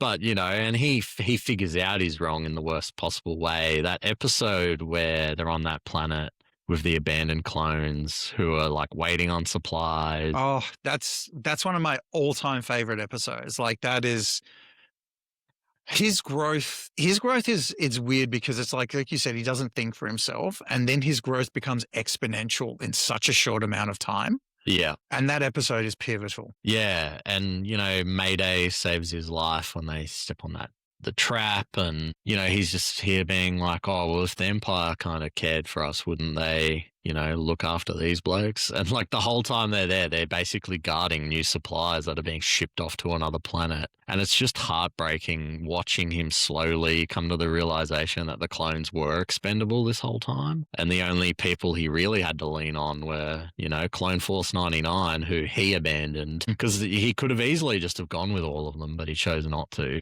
And I just thought it was cool to watch Crosshair break that, you know, programming. He was institutionalized. I think it hits close to home too, you know, obviously given the family connection to military service and all that. But, you know, not saying that I've watched people go through something so extreme as like Crosshair, but there's elements of it that do ring a bit true. Having to watch people, you know, oh, good soldiers follow orders, but what do you do with soldiers that aren't needed anymore? What does a soldier do when there's no war left to fight? Yeah. And that's what I really loved about Bad Batch. Like, they have to find their own purpose, and it doesn't always have to be fighting. And it was really cool to see Crosshair come true in the end because, you know, he never misses. My boy. Gross. He's also just got cool aura. You know, he's got the shaved head. He's got this, like, his crosshair's not just on his helmet. He's either like, I'm not sure if it's a tattoo or if he's carved it in with a fucking knife. Wouldn't surprise Maybe he me. borrowed Billy's knife and just carved it Yeah, when you he know. pulled it out of the Predator. And he's the Cad Bane toothpick thing. Love that. He's just a cool character aesthetically, but, you know, another Prince Zuko, the guy who did some pretty awful things we love a redemption arc in Star Wars, and his is one of my favorites. Yes, also fuck you. Called it, baby. You were so right, and I was so wrong. I was like, no, it's not going to change. He's irredeemable. And then I was like, God damn it. Redeemed and awesome. I love that conversation too he has with Commander Cody, who also defects from the Empire, but they have that conversation. It's such a good shot they're having it in front of like what's essentially a wall of honor for all of the all the clone troopers that were killed at the first Battle of Geonosis, and that's so striking to me because it really does look like, you know, the wall of honor down at the War Memorial in Canberra, and that backdrop to it is so. Because it's so obvious, you know what I mean? Like, you're watching the show yelling at the screen, like, Crosshair, you dumb cunt. Like, you're having this conversation about whether or not we mean anything, and there's a wall of the dead behind you who have already been forgotten. Like, how all of you are about to be forgotten. You're literally, like, he's complicit in a program to essentially phase out the clones, and by phase out I mean like torture and murder. It's crazy, but again, my boy never misses. Number 10 for me is Darth Maul. So flawed, so nuanced, amazing voice acting, amazing everything. Like, I really love the character. I think he's fantastic. He's just such a flawed being. He's just going to keep repeating the cycle until he dies. And it's just watching him twist against the inevitable fate. You know, there's no growth. There's no anything. There's modicum, like tiny shifts here and there. But in general, it's just a descent into madness until the relief of death. I think, you know, taking that from a character who was, you know, when everybody saw the first trailer drop for the prequels, like, who the fuck is this guy? And what the, and when he dropped the double light, so you know what I mean? Everyone's like, and then it's just like, and he's gone, and that's it. And then they resurrected him for Clone Wars, and they just gave him so much more. And then you just see the layers of his of what he's been through as well. It's just like, he's justified in his revenge, but also he deserves everything that's happened to him at the same time. And I find that really an interesting dichotomy. So Maul for me. For sure. What's cool about Maul is that I kind of disagree in bringing him back fundamentally, because there's got to be consequences in a world, right? Yes. And I think to be like, nah, we're going to bring him back, I feel like you're starting on a bit of like a back foot, and you've got to do extra work to be like, well, you know, it's got to be worth it. And it absolutely is worth it. Like, Maul is so well done in pretty much everything he's been in since. I mean, he's great in Phantom Menace, but he's just like a plot device, really. Like, they just need a villain to... You didn't need Maul. You could have put anybody in there, whereas from everything from that point, it has to be Maul. It couldn't be anybody else. Yeah, no, exactly. So like they did pull it off from, it is hard to like have a character cheat death and it be worth it. Most people don't pull it off, you know what I mean? Well, it also invalidates the impact of the death, right? It's that classic comic superhero trope of like, oh, they're back. It's like, well, then their death had no meaning, because death doesn't have any meaning. There's no consequence. And it's like, well, if you can be cut in half and survive, how is anyone dying in this universe? Yes, but if your legs get cut many times. The dark side of the Force works in mysterious ways. It certainly does. It's a pathway to many abilities some would consider unnatural. Yes. Number 9. Kanan Jarrus, Jedi Knight. Ooh. I don't know if I can tell you what number that is for me. Yeah, maybe don't. Love Kanan. Kanan is one of the reasons why I think people shouldn't sleep on Rebels. Oh, and that absolutely. Because I think Kanan is one of the purest depictions of what a Jedi should be, like in all of Star Wars. And I think that moment where, spoilers, obviously, you know, he's blinded the end of season 2, but when he sacrifices himself to save, you know, the Ghost crew in, you know, that death hits really hard. That is, honestly, that's the hardest hitting death in Star Wars. I would agree, actually. But the fact that just before he dies, the Force grants him back like his vision, so he can look upon those he loves, look upon his friends one last time, but to see Hera, you know, the mother of his child. And it's just such a... Fucking goosebumps, right? Yeah. It's an excellent moment, but it's well earned. And even like you kind of know he's dying because they do the full like samurai thing. He cuts his ponytail off and all that. You feel it's coming, but you hope it's not. Yeah. Yeah, and because you're like, they can't. He's like the main, like, you know what I mean? He's literally outside of Ezra, the main character. And they do it. And as you said, it is so earned. And you keep waiting in Rebels for that moment where it's like, he'll come back. There'll be some way. And it's just, Filoni made, there's no way this guy's coming. There's nothing left of him to come back. Yeah. And it is still, I probably get that meme. I still have goosebumps. I get that meme sent to me probably once a week from one of my friends who's just like, remember this trauma and heartbreak? Yeah, because it was the same. Like, you know, I'd been watching Rebels since day one, so it was like over the course of a couple of years, and it was like, God damn, man, like not Kanan, like arguably the best example of a Jedi, I think, because he learns to be a Jedi outside of, you know, the rigidity of the Jedi Order itself. He is a great example as well of taking your own failings and learning from them. Also, he's learning it while the Order is in flames. They're hunted, you know, he's the last bastion of it. There's nobody else because Ahsoka's like booked. She's just like, nah, I'm not doing What's that. cool? He kind of has this ability to look back and go, well, it fell, so maybe their way's not the only way to do this. And he sort of learns to work with Ezra to be like, well, you know, what do you need of me as your master? Because Kanan was never more than a Padawan himself. Yeah. So watching someone step into their, you know, Kanan masters, you know, the Force without the guardrails of the Order around him, and he does it purely through connection. And that's why, you know, Ezra ends up having the master he really needed. What was that, number 9? That was number 9 for me. Well, my number 9 for me was Uncle Chop Chop. Chop Chop. And then, well, who's your number 8? Because my number 8 was Cad Bane. We've already... Yeah, number 8 for me is Rex. Arguably the finest clone trooper. The finest pure clone trooper. I have so much love for I think Rex. you could say the goat. You could say the goat. I think that's what he's got in his helmet, isn't it? Some goat ears. Yeah, sure. I loved all incarnations of Rex. He was just the steadfast, the always true. You know, I love when everybody else is turning from Order 66, you know, it's he and Ahsoka versus the world. And, you know, and that's just one of a myriad of different, you know, scenes where he was always like, he was the quintessential backup. He was always, and then when they took him as the grizzled veteran and, you know, had him in Rebels with, you know, his veteran crew.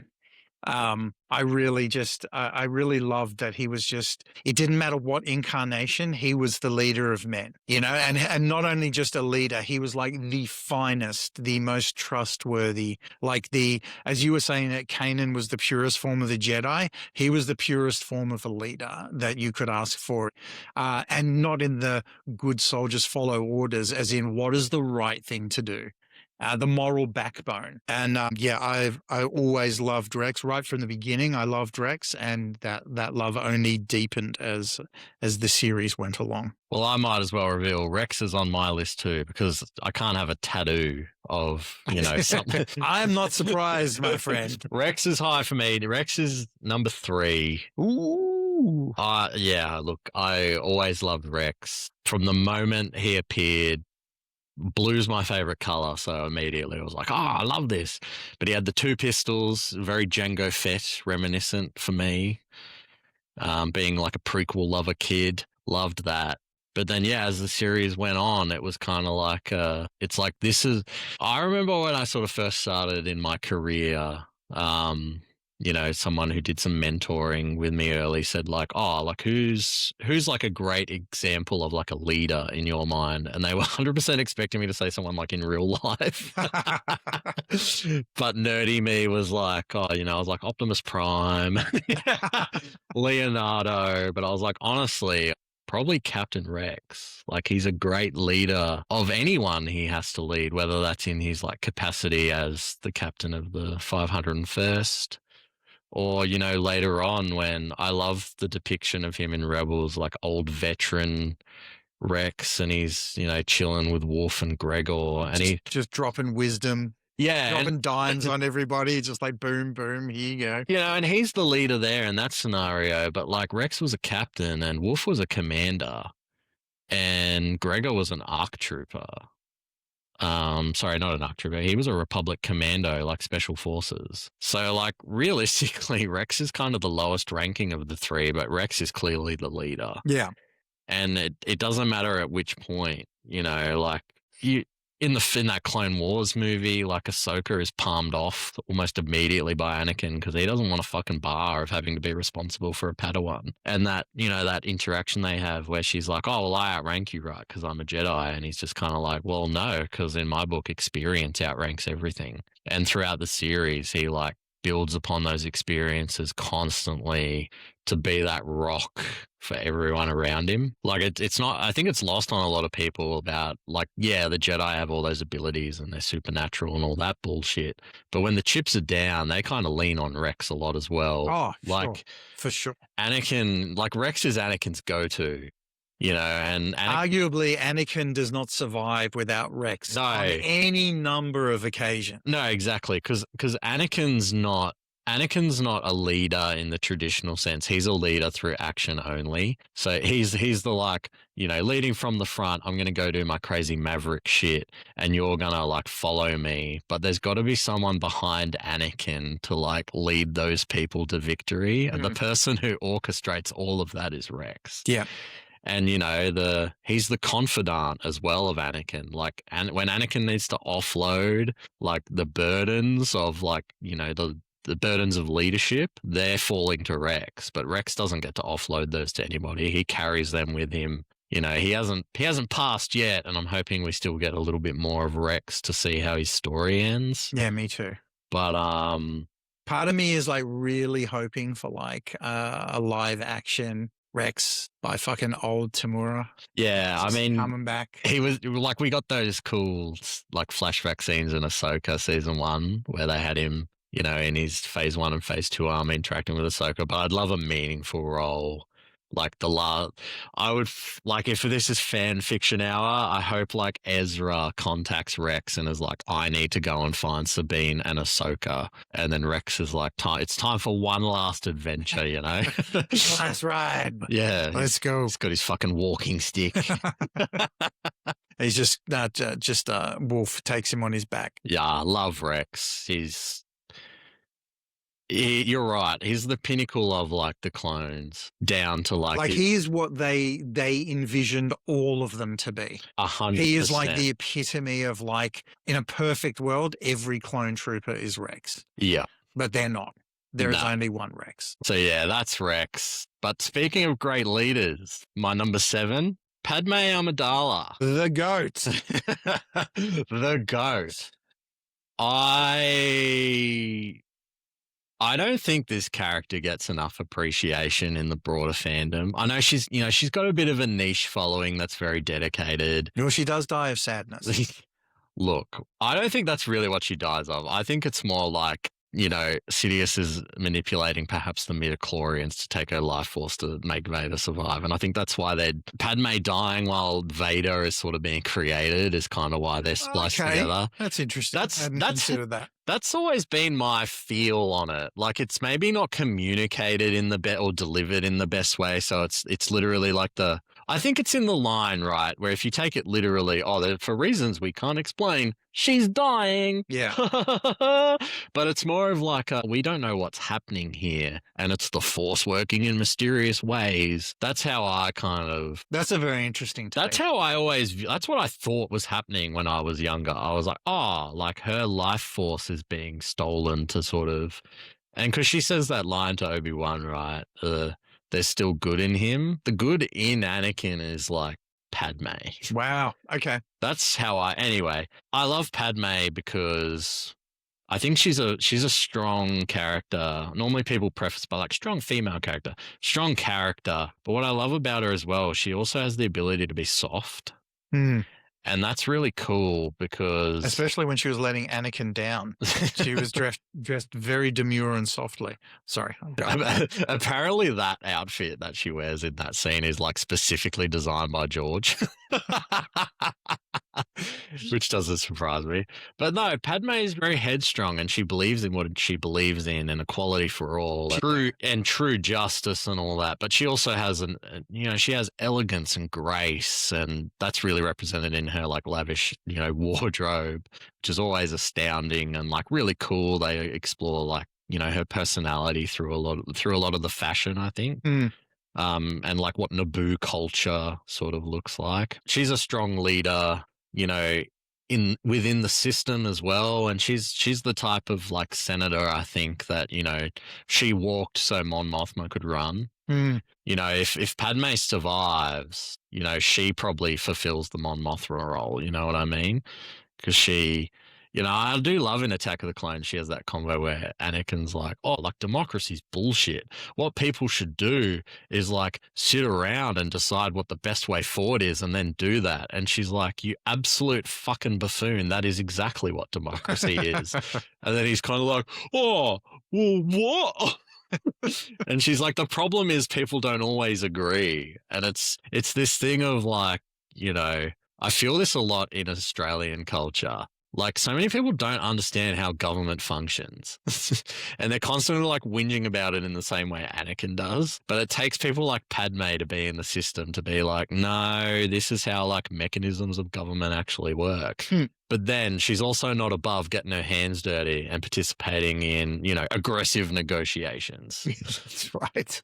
And she's even when she's a damsel in distress for like the sake of like plots, she never really is. Like I do love in the Geonosian arena where she like takes control of her own rescue. Where Anakin's like, what about Padme? And Obi-Wan's like, she seems to be on top of things and she's like already freed herself, which, is like poetry, it rhymes, and it's how her daughter Leia, that's how she acts on the Death Star rescue. Yeah. Like she fully takes control of the situation because Han. You guys are inept. You don't know what you're doing. All you thought about was getting in. You had no idea of how to leave or what would happen. Yeah, exactly. Like I think Leia is more like her parents than Luke is. Because there's a lot of Padme and Leia, but there's a lot of Anakin in her as well. But I always laugh at. It's obviously intentional. It's like, yeah, she doesn't need to be rescued from the arena. Like, they need to be rescued from her wrath. But nah, shout out to Padme. Doesn't get enough love. I think people always just go back to that one scene of like, oh, she died from sadness. But she's so much more than that. No, it is true. I hadn't actually considered a lot of that. And, which is why she was not on my list. And also, scathingly, Mon was not on my list too, which I had her on a list, and at some point I took her off. And well, that's okay. We'll do a revised list next episode. Which will still be, this episode will still be running by the time the next episode comes out. So we'll just roll straight into it. No, it's weird, actually. I must have, while I was making some edits, accidentally deleted Mon. So, yeah, that's a faux pas. What was that? Was that 7 for you? Yeah, that was 7 for me was Qui-Gon, and then Nice. 6 for me was Luthen. So, Oh, damn. yeah. So you're up to number 5. Yes. So what I'll do you want do- with 6? I'll do my 5 and 6 because it's kind of makes sense. So 6 for me is Darth Vader, Okay. but you can't talk about him really without talking about my number 5, which is Anakin Skywalker. And specifically for Anakin, like it's probably the Clone Wars version because in the original trilogy, you hear a lot about Anakin via Obi-Wan, greatest star pilot in the galaxy. And he was all these things. We fought together in the Clone Wars. Yeah. And you don't see too much of that, I'd say, in the prequels. Like, you definitely get a sense in Revenge of the Sith that, like, he is at the peak of his powers. And you're like, damn, this guy must have been, like, an absolute force during the Clone Wars because... And that opening sequence in Sith as well, when they're piloting through he's phenomenal, the right? mega space battle. Like, that I still remember to this day. I was just like, Jesus Christ, like, this is fucking something. Dude, that opening scene in Revenge of the Sith is goated. I don't care what anyone... Yeah, no disagreement. No disagreement. But, you see him pod race and stuff, but like it's not quite the same as being the greatest star pilot in the galaxy. But, you know, he's talked about with the reverence as like a Greek hero would be. And I feel like in the Clone Wars, it's like you got to see, it's like Aesop's Fables almost. Like you get to see the legendary Jedi Knight in It's action. like watching Hercules through his trials. Exactly. And then, you know, as the series progresses, you get closer and closer to the point where he's going to become Darth Vader. And I love Darth Vader too in the original trilogy because, like, as a child, I was genuinely frightened of Vader. Same. Which I think is, you know, that's how you know you've got a great villain. You know, when you're straddling that line of like, for the adults, he looks really cool. People love him. Like he's probably the merch most associated with Star Wars, but he's so terrifying. He's the malevolent monster. Like if I was checking for anything under my bed as a kid, it was fucking Darth Vader. You know, and sometimes I still blink looking down a dark hallway. Only if you've got the Death Star plans, though, right? But I think what I love about it too is they're two different people. It's not just Anakin in a suit, all fucked up. It's a different person and presence. I always love when they cut a bit of his helmet open and you get to see Anakin and he, like, you know, talks about himself in the third person, and just the psychology of the character is really cool when they get to explore it through that lens. I think so. Like the level of dissociation he has from like imagine like you've killed part of yourself off to become this thing. But not only that, you were aware of it. You're willfully acknowledging that this has happened to you. And mostly because the other part of you is too painful to let exist in you, because it is every sign of your failing, of your failure, your trauma, the love that you've lost, you know, the brother you've let down, the people who have died around you, the Padawan you know. Yeah, like Anakin carried the weight of the entire galaxy on his shoulders, and it was foisted upon him by other people. Like this was never his choosing. Like he's always had good in his heart, and it is tragic what happens to him, and that's, you know, that's why he's like the tragic figure, and, you know, he is comparable to a lot of myths. But I think what I also love about Anakin is like the end result of him kind of mirrors like the three antagonists in the prequels. So like Maul's a great warrior, you know what I mean? Who loses his legs. So yeah. Anakin's lost his legs. Yeah. Okay, I get it. Go yeah, on. Exactly. Yeah, Maul's a great warrior. And then Dooku or Tyrannus, you know, he's a disillusioned Jedi who thinks there's maybe a better way for the Order to operate. And then Grievous is a cyborg. So like those three things kind of just converge onto Anakin when he becomes Vader. And I think it's like poetry, it rhymes. Always with the rhyming, always. But yeah, you get that, you know, that sense of brotherhood and what was lost and what could have been. Like he was a hero in every sense of the word. And then that's why it's so heartbreaking what he does end up becoming, because he undoes all of everything he fought for, basically. Well, Vader undoes all the work. But yeah, it's that, like, you know, the split personality, like, I killed Anakin Skywalker, you know, and he's always trying to sever anything that reminds him of that life, which is why, you know, that's what brings him back into the fray, right? And to start him on the redemption arc, which is what, like, the linkage to Padme. It's like, well, is Luke the gift that Padme gave him, like the light to bring him back, sort of thing? But yeah, 6 and 5, Vader and Anakin. Number 5 for me, Tech from the Bad Batch. This, and I mean, Kanan hurt more, but the death of Tech, it scarred. It was so fucking unexpected. Like you did not see it come. You only saw it coming as it was happening. And it was like watching a horrible train wreck about to happen. I adore this character. I love that they made him very clearly autistic. He's 100% neurodivergent. And I mean that in as a neurodivergent person, I mean that in the highest fucking possible regard and respect. He's built different, old Tech. He is built different. He is fucking amazing. He is elite at what he does. My wife is also neurodivergent, and she's autistic, and she identified so strongly with Tech as a character. In fact, the only Star Wars, like, at least decent sized figurine that we have in the house, or she owns, is of Tech. I adore Tech as a character. He was just the heart. He didn't always say the right thing because he didn't realize he was saying the wrong thing.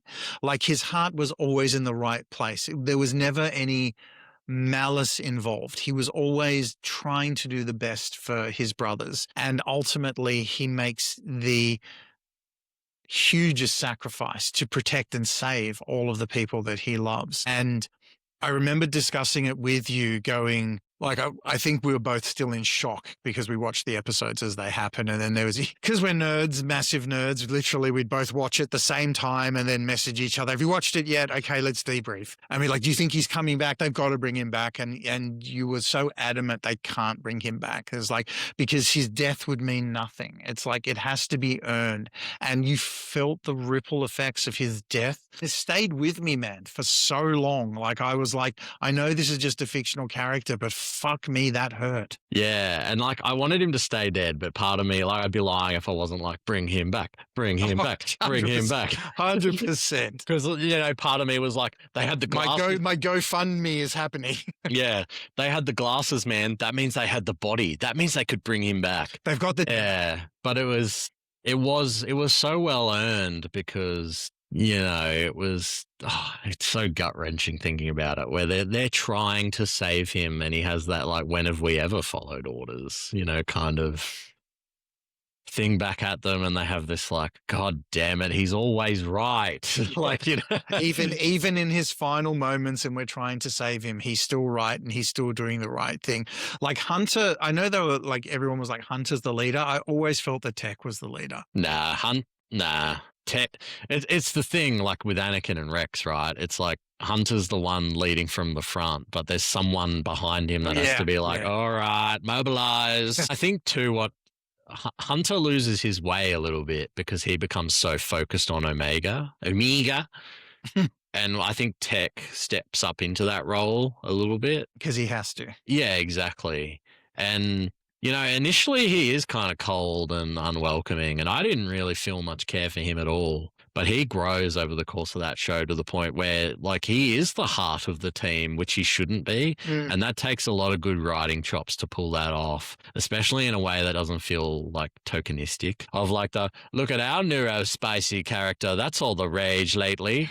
You know what I mean? It didn't feel like a token ad. Like it really felt like no, this guy's really fleshed out. Yeah. And we've really put a lot of thought into it. And the progression was very, very genuine. But like you said, it was earned. Everything was earned. All of the reasons, the changes, the subtle differences happened because of there was another catalyst that got him to that point. There was another deepening of a relationship that gave him an aha moment or a fucking, you know, oh, that's why people do this, or this is why this is happening. Like the number of times I'd watch this with my wife and she'd just look at me and go, here's me. Or she'd just look over and go, am I Tech? And I'd be like, yes, baby, you are. Yes. You most certainly are. But I think it's a wonderful piece of writing. And yeah, I'm always be sad about his death. But I'm with you. I really hope they bring him back, but I also equally hope they don't. Yeah, I think his sacrifice it's an excellent moment. Because there is no option. It's outside of their control. It's caused by Saw Gerrera being a maniac. And, you know, I think it's really cool in the way they do it too, where like they have planned for this. And he says like, no, we're doing plan 99. And then it's like this thing of like, God damn it, man. Like, do we have to? And they all kind of go, yeah, we do, but we don't want to. Because they've outgrown like the soldier thing. Like before they were like, you know, they were brothers in arms and all that bullshit, and the military bravado that kind of permeates that team in the early seasons. But at this point in the show, they're like, they're family. Yeah, they're proper family. And it's like, oh no, I can't, it's not, oh, I can't lose my brother in arms. It's like, I can't lose my actual brother. Yeah. He's like, I will do this to save all of them in a heartbeat.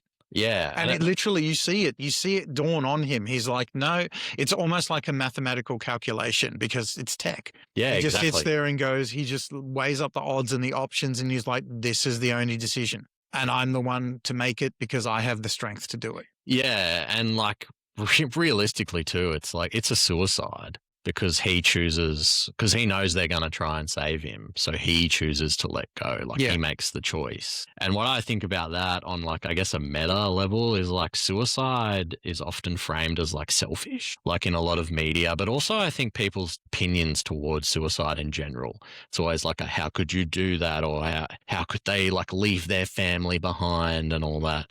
So like, you know, suicide's obviously pretty horrible for everyone involved in it. I think context it comes into play a lot here. But I think they handled it very, very well, and framing it like not positive to like kill yourself, but like, you know, he's making a choice and it's on his terms. He's at peace with that choice. Yeah, exactly. And that's why he says the line, like, whenever we ever followed orders, it's time for plan 99. And it's like, oh, well, you know, if that's the way it goes. Because in the broader context as well, like he wants them to live, not so they can keep fighting the Empire. It's so they can rescue their brothers. Yeah. Because at this point, all the clones are basically being held in that facility, you know, and like the thing that sucks about it too, like you never get to like Crosshair and Tech sort of don't get a moment.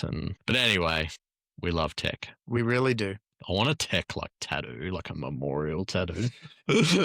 I like we probably own outside of Boba Fett stuff, and maybe a touch of Mando for me. The next thing that we have the most of at our house is Tech. Well, speaking of Boba Fett, well, it's number 4 for me. Same. No, number 4 is K2SO for me. However, Boba Fett is number 3 for me.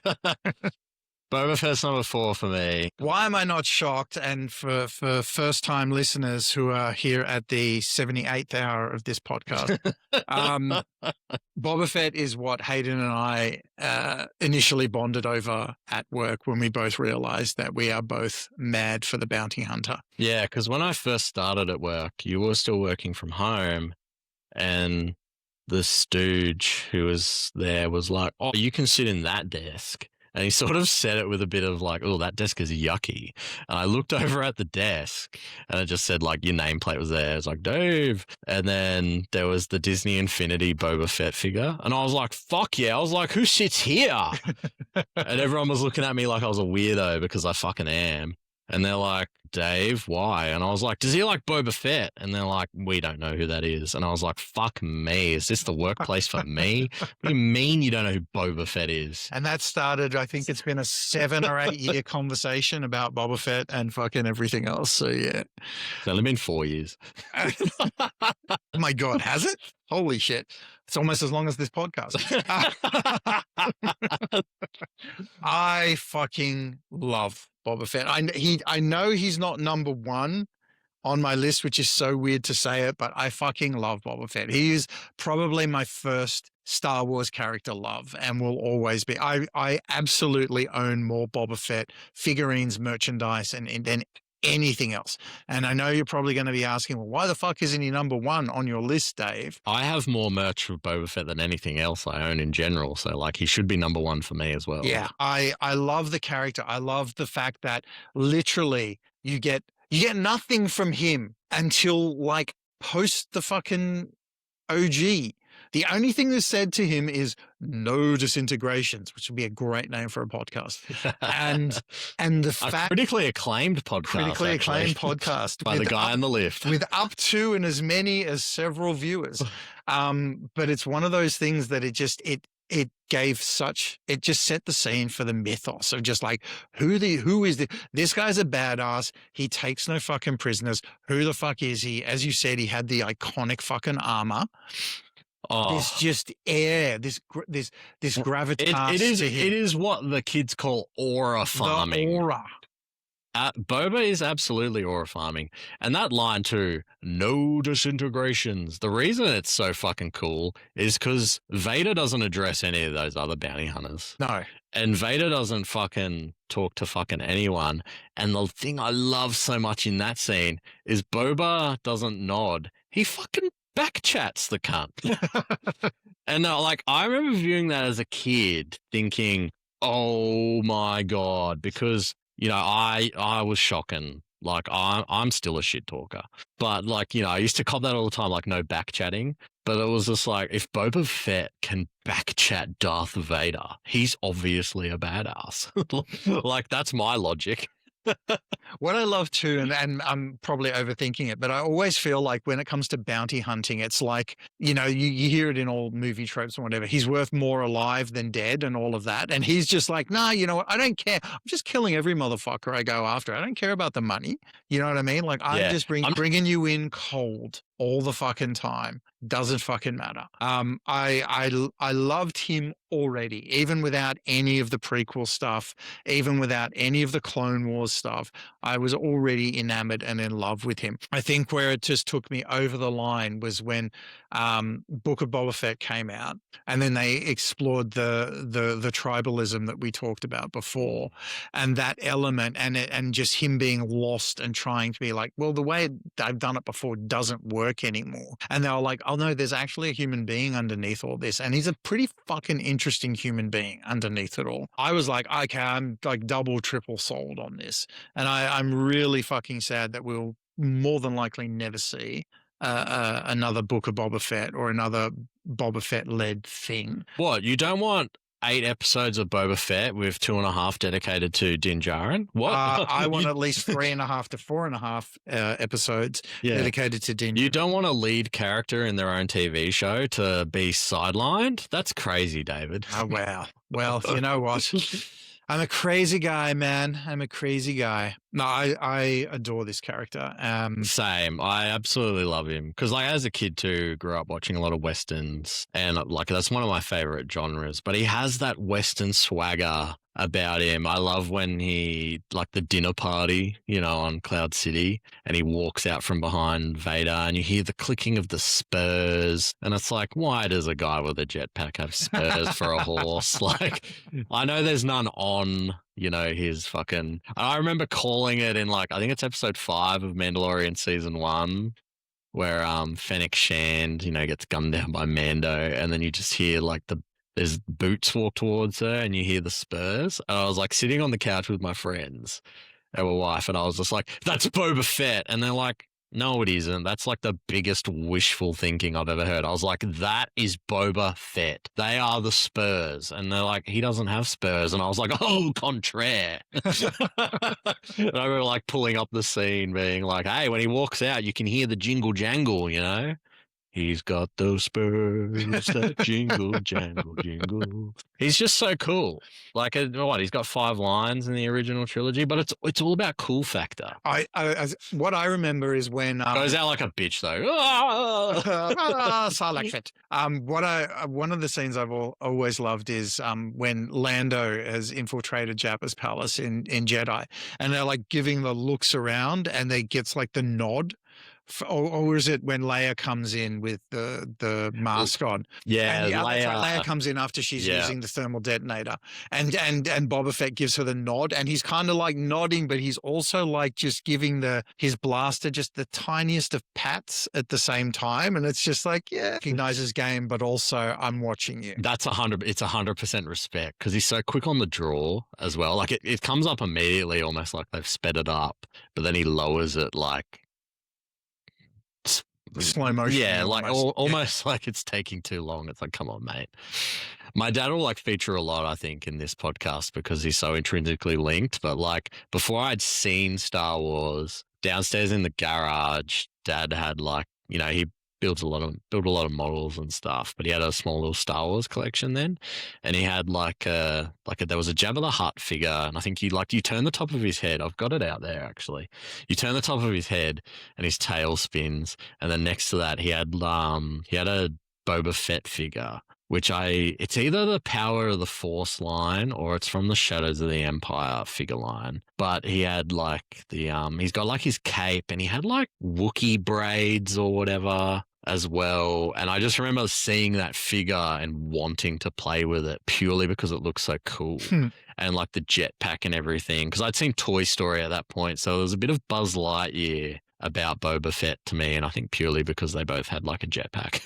Which is why, because I'm just thinking contextually, like for you, I'm guessing time-wise, this is what, probably 2000s. Nah, it's 90. It's like 1999 because I'd seen the OT not long after the special edition VHS came out. 99, right? For you, it's 99. For me, it's 1980. Yeah, exactly right. So, and I saw it and I was like, this is the coolest fucking shit ever. And I was really torn because, like, at the time, I loved Han Solo because, you know, I was a young smartass. So I was just like, of course, I'm going to identify with the Well, according to Empire magazine, he's that number one one. Character. Can you imagine if I've just gotten that wrong and I'm misremembering? No, you're right. You're right, because I went through and I had a read of the list, and there's definitely a lot of questionable characters. However, I'm sure that anyone would pick apart our list and be like, there's a bunch of questionable characters here. Yeah, but that's because they're not Rebels and Clone Wars lovers and they're losers. Well, this is also true. No, look, could not highly praise the Fett enough. I love everything about it, and I think the character's great, and I think the characterization of the character in Book of Boba Fett is absolutely fantastic, and I thought that they really it made sense in a way that it should not have made sense. It should absolutely not have worked that way, and I feel like a lot of it had to do with the writer whose name escapes me at the moment. I talked about him a couple of episodes ago. And also because of Tamura. But I think that I think combined, they definitely went down we need to embrace the tribalism of this character and elements of it and elevate it. And I really think that they did an exceptional job, and they took something that made it something I loved even more, which I didn't think was possible. Yeah, because I love him. I love his look in the robes even. Like, I think they had to make him more than his armor, and I think they did in a really cool way. And I know why people don't like it. Sorry, it's because they're racist. That's my hot take. It's I don't disagree with you on that. They don't like the tribalism of it. They don't like the guy they wanted to be sci-fi John Wick embracing a culture that they view as primitive because it's the Tusken Raiders. Because it's the sand people. And what I really loved about that was they showed just an elegance to that culture and just a different side of it. And it's just like, yeah, to you it might seem primitive, but to them it's elevated in a way you'll never understand. And there's a depth to it and something that you can't ever touch. It allowed him to, like, they rebirthed him. You know what I mean? Yeah. Like he was now more than just the cool armor. Fresh out the BAFTA tank. And then they gave him the fucking Halakabanta. But no, we love Boba Fett on this podcast. All right, well, who was your number 3 then? My number 3 was Rex. Oh! All right, number 2, Ahsoka Tano. Hey, same. Hey! I fucking love Ahsoka. And I don't know what it is. I know I talked about themes a lot in the 89th hour of this episode, and we're cracking 90 over into the 90th hour of this episode. But it really, like, the idea of the gray Jedi, the idea of somebody who, you know, I mean, she is betrayed by the Jedi Council. They failed her. Anakin failed her. You know, she is let down so many times, and she is still like the stalwart force for good. You know, also she is just characterized. Every incarnation of her is beautifully characterized, whether it's animated or live action. Like Rosario Dawson is absolutely perfect. I don't remember the name of her voice actress. I'm sure you do. Ashley Eckstein. She is an absolute, like, she's brilliant. The layers to I guess her you could performance. say she's the goat. You know what? I've never heard that term before. I believe, wait, does that stand for greatest of all time? Yeah. Wow. At number 2, she's the greatest of all time. That doesn't make sense, but Yeah. sure. Well, the thing, I think what we've learned today is there could be multiple goats on multiple goats on this moisture farm. Goated, absolutely goated. I think she's a wonderful character. I think the tragic losses that she's had to endure, the pain, the recognition she has of losing Anakin, feeling the loss of Anakin, seeing him as Vader and recognizing that it's Anakin, the loss of her troopers, her fucking squad still fucking breaks my heart. That fucking scene when Order 66 kicks off. That's a really cool through Gut-wrenching. line as well, because, like, you know, she has that same care for the clones that Plo Koon had, which I had loved about him, which I talked about 40 hours ago. But, she does care for Rex. The Rex wasn't just. Well, it's her heart, right? Yeah. She loves she is so selfless, and so she loves everybody, man. Like, really, she has a genuine care for everybody. Even when she's Fulcrum, she's still like, trying to do her best by everybody, but also she has to protect herself. Yeah, I love Ahsoka. Like, she's so close to being number one. Same. And I think she will probably end up being number one. And I think one of the reasons when we do this podcast again. Yeah, when we do this tomorrow, because it's now next week. Clone Wars, the movie came out 2008. So that's like my first year of high school. I'm like about 13. So I'm like kind of the same age. So Ahsoka was like obviously the character I was meant to latch on to, and I did. And it was, she was finding herself. No worries, Snips. She was Sky Guy. Like she had that swagger about her. She had a bit of attitude. She had the like, yeah, I'm young, but like, what do you know, old man? He's like, I'm 20. Fuck off. Yeah, it's like you don't know shit. That's what he was always saying to Obi-Wan, and the same shit. Like Ahsoka, like given the Jedi abduct children when they're like 9 months old, to steal them into the Jedi Order, like has Ahsoka probably been a Jedi longer than Anakin?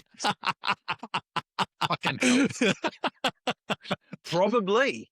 But yeah, like I grew up with this character, like each season she was getting a bit older, her style was changing, and like not that I was dressing in anything, cool or stylish at the time, but like I was changing what I was wearing too, and I had a funky new attitude every year.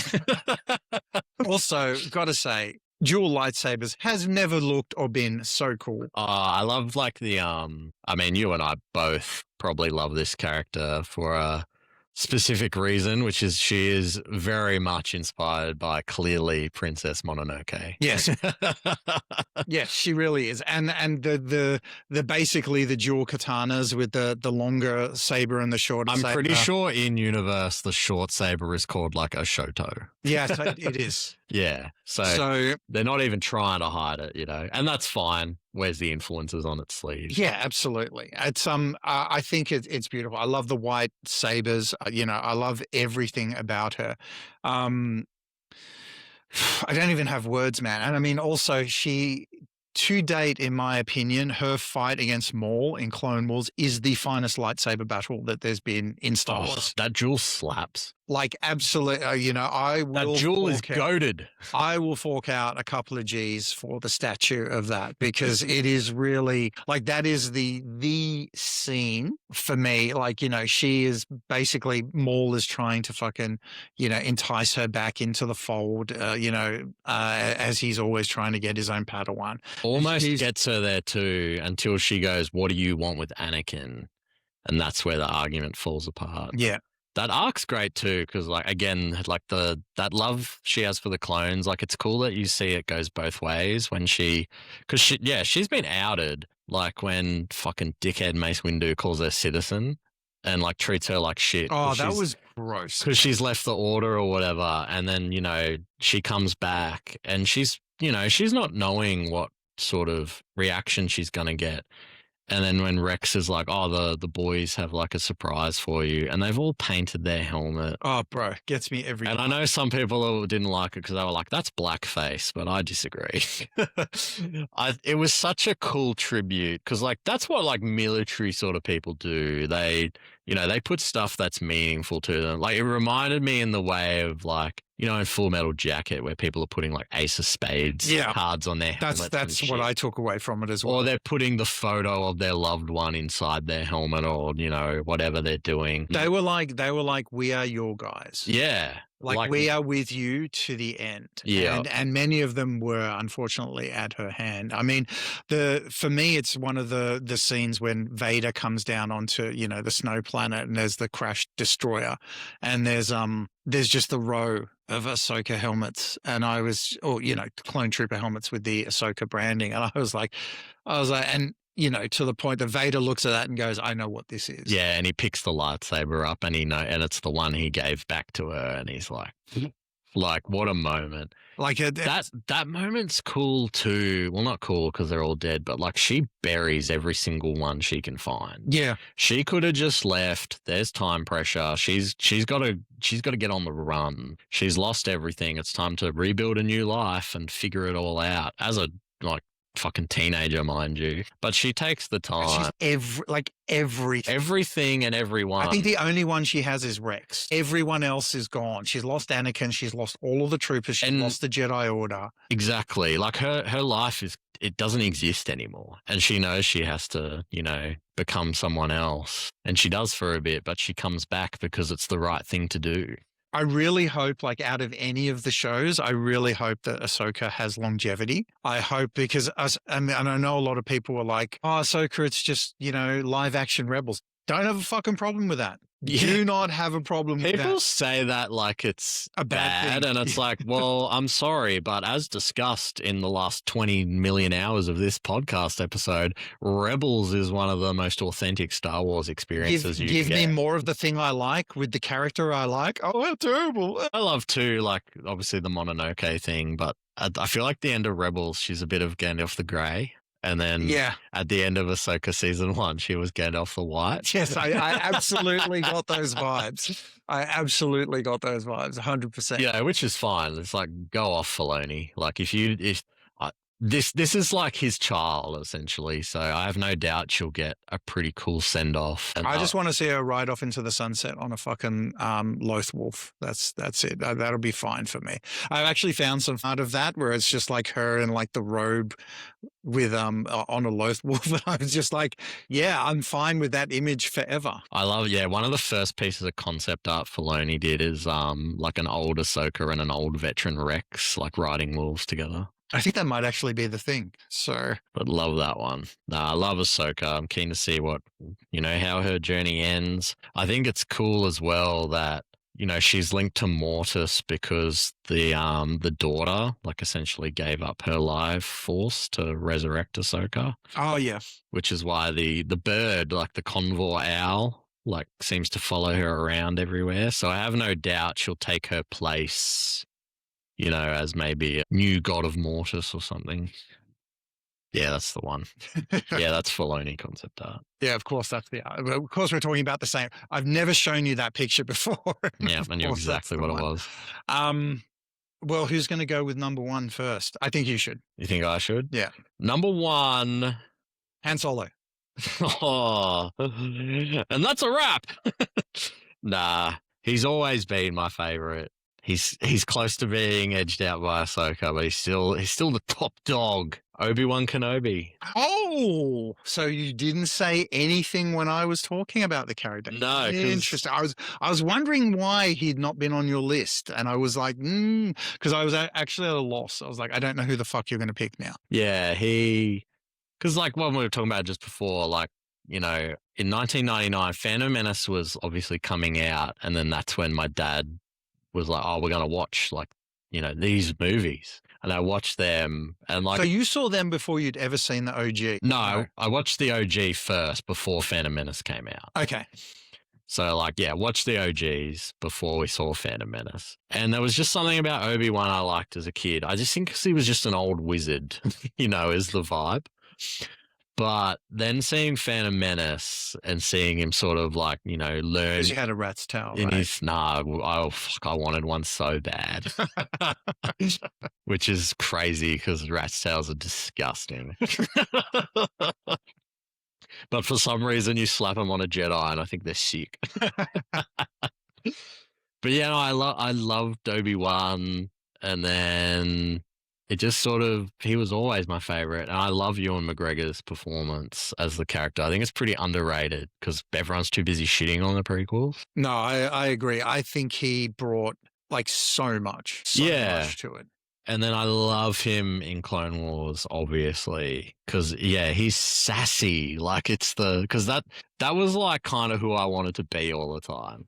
Because Obi-Wan like is wise and he is a master, but he also just has that ability to just be a bit of a shit cunt. Do you know what it is? It reminds me, it's just like, it's because it's one of those things that's like, it doesn't matter what you say, it's because it's in a British accent. It's just like, it's like you're sitting there like, fuck off. Yeah. Like there are moments where he really has that, like, oh, well, go over there then. Go fuck yourself. Or something like that. Yeah. And I think ultimately though, what it was always resonated with me, and there's a great quote in Jedi Fallen Order from Jedi Master Endo Cordova, and it's failure is not the end, it's a necessary part of the path. And that to me really sums up everything Obi-Wan was about, because like realistically he has made a lot of mistakes. He's, faltered, but he's never really lost sight of what his role is. And that's really like he loses everything as well, but he decides, no, like my job is to, guard over Luke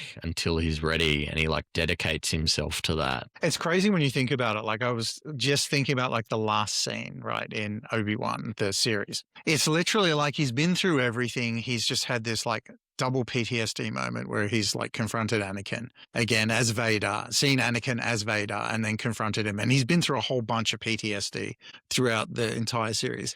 Yeah, And because then and he ends up where? In a cave in Tatooine by himself with a Force ghost. Like, what a fucking existence is that? yeah, Like that's his, like, that's the pickup point for the next one. Like it's a fucking masterclass in loss, but in dealing with loss. I mean, it really is I don't want to say like a life lesson, but you know what I mean? It's like, it's one of those, you miss all the 100% of the shots you don't take. And it's like, you can't have success without failure. And he's up to that point in the Kenobi series too. He's lived like that amount of time thinking that he killed Anakin. And it's like, no, there's fates worse than death. And you left him to one. So he has to like process that and deal with the new grief of like, oh, this terror that's plaguing the galaxy is actually because of my inability to finish the job. Yeah. Because I couldn't face it. And ultimately, he couldn't face it because it's why the Jedi Order stuff's bullshit. It's like, oh, no attachments. But like, he was attached to Anakin. He says so himself. Like, you were my brother. I loved you.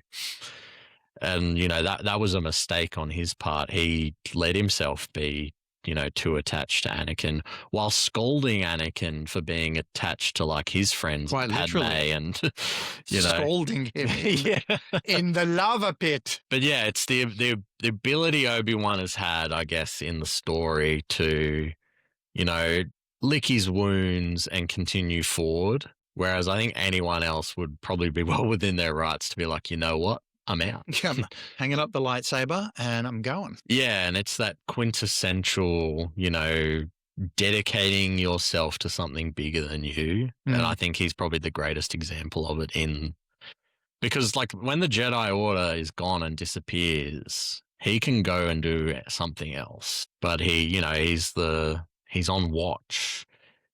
And he's the last bastion of hope. And you and I talk about this a lot. It's probably my favorite scene in all of Star Wars. It's when he confronts Maul. Oh, yeah. I was going to bring it up, but I knew you wanted to. On Tatooine in Rebels, and Maul's perception of him is, he calls him a rat in the desert. And then Kenobi, that silver tongue immediately is the, look what I have risen above.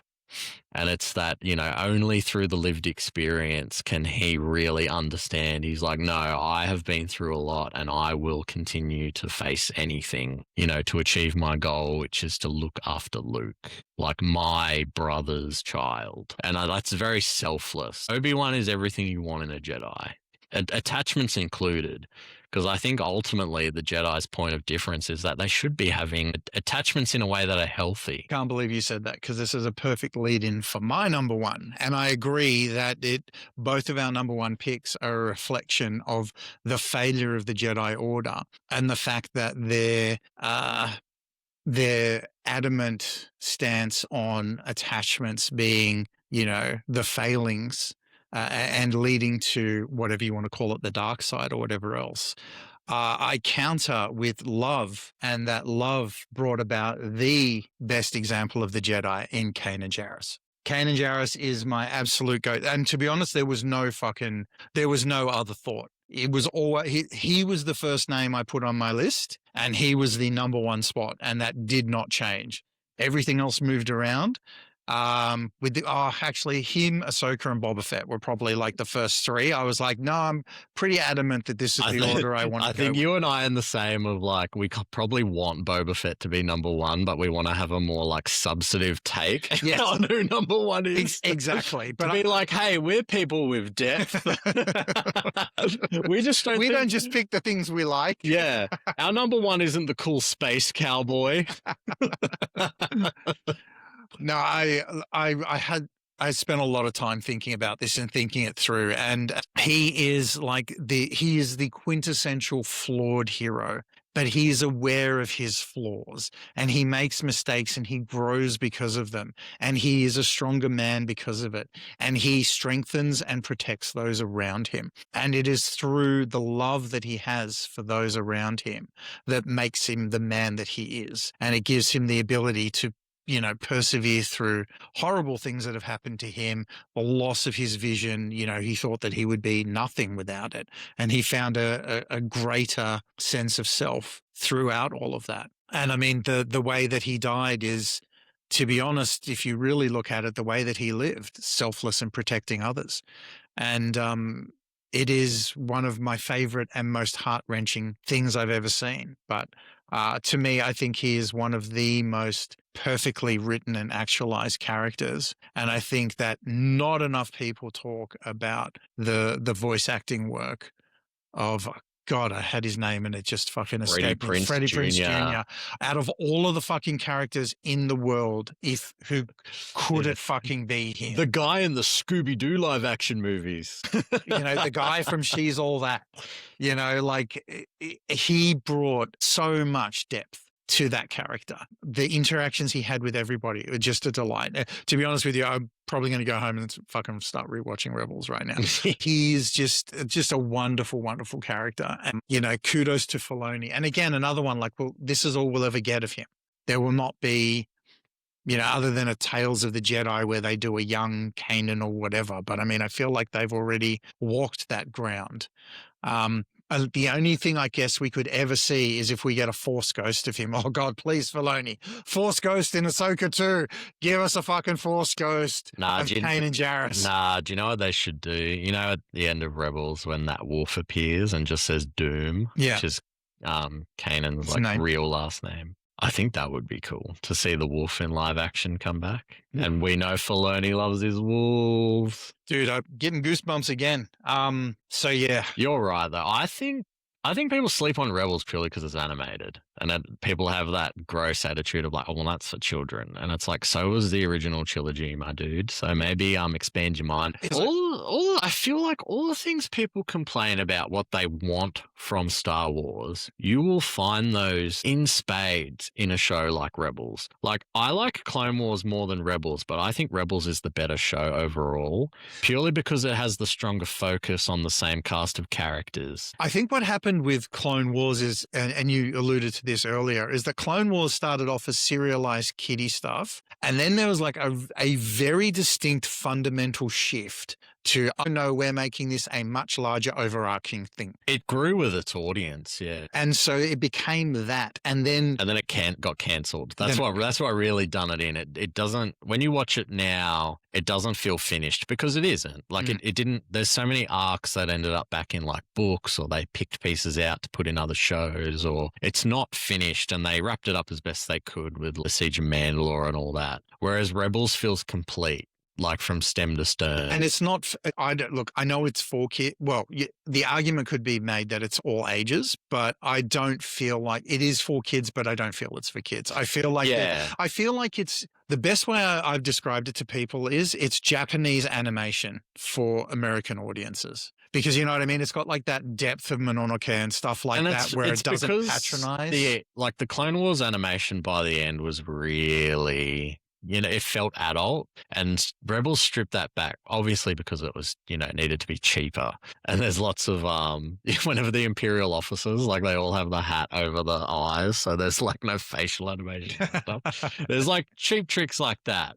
But like if you're looking at the actual quality of the show, the writing's exceptional. Like I think the first season's solid, but like season 2 onwards are exceptional in my opinion. And Yeah. there's really strong episodes like that, where Kanan gets blinded in Twilight of the Apprentice, like part 1 and 2, when they're on Malachor, and like all that stuff's incredible. And then, Ezra kind of, abandons Kanan a bit because Kanan's like, I've got to deal with being blind and what that means for me. Like, I've got a disability now and I need to just register that. And it forces him to reconnect with the Force in a different way. And that leads to like the lessons he gets from the Bendu. And he has to confront his own shortcomings. And then that allows him to be the master to Ezra. But also, like, he teaches Sabine. He takes her under his wing a little bit when she's going through her, crises of what it means to be a Mandalorian, like, kid who's not aligned with what the family's doing right now, which is supporting the Empire. Like, these are all pretty heavy things. Like, because Sabine's not just like rebelling against her parents. She's rebelling against her, like, people who are aligned with the Empire.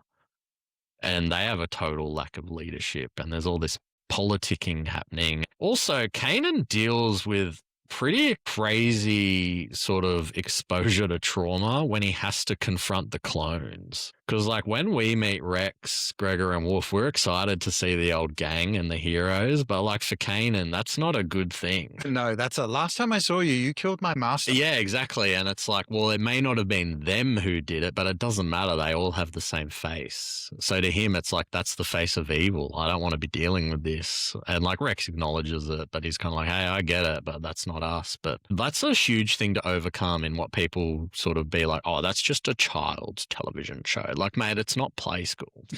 No, I still remember watching Rebels and just being like, this is a cut above and people are sleeping on so many elements of this and you're missing out. And also you're missing out on arguably the best Mandalorian, the best fucking Jedi, the best Padawan, and the best fucking droid, and the best alien. And that's not even including Hera. I know, like, I say this to a lot of, Star Wars fans I meet where they go, oh, but I'm only a fan of the original trilogy. And I'm like, you'll love Rebels because it's got that same spirit. Yeah, it does. The spirit of Rebels is the spirit of rebellion and the spirit of found family. So I think more people should give it a shot.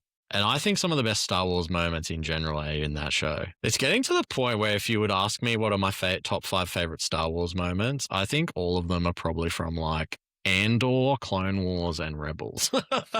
Like, I don't think you'll find anything from me in the original trilogy, which sounds sacrilege to say, considering I do love those movies. People are probably getting a vibe I don't like the original trilogy, which isn't true at all. It's where I started. No, but I get where you're coming from, but it evolves. Like, it changes, and there are just things that, like, You put the writing of the original trilogy next to Andor, and it just pales in comparison. That's what I mean about when people suddenly had standards, in writing for like The Last Jedi, and it's like, mate, what are you talking about? That's another podcast. Yeah. Well, as we near the 300th hour of the podcast, I feel that we can wrap what are these measurements of time, man? We started this podcast in 22 BBY and it is now 19 BBY. The Clone Wars have began and finished in the time that we have discussed our top 25 characters each, which ended up being it's probably like 37 is my guess.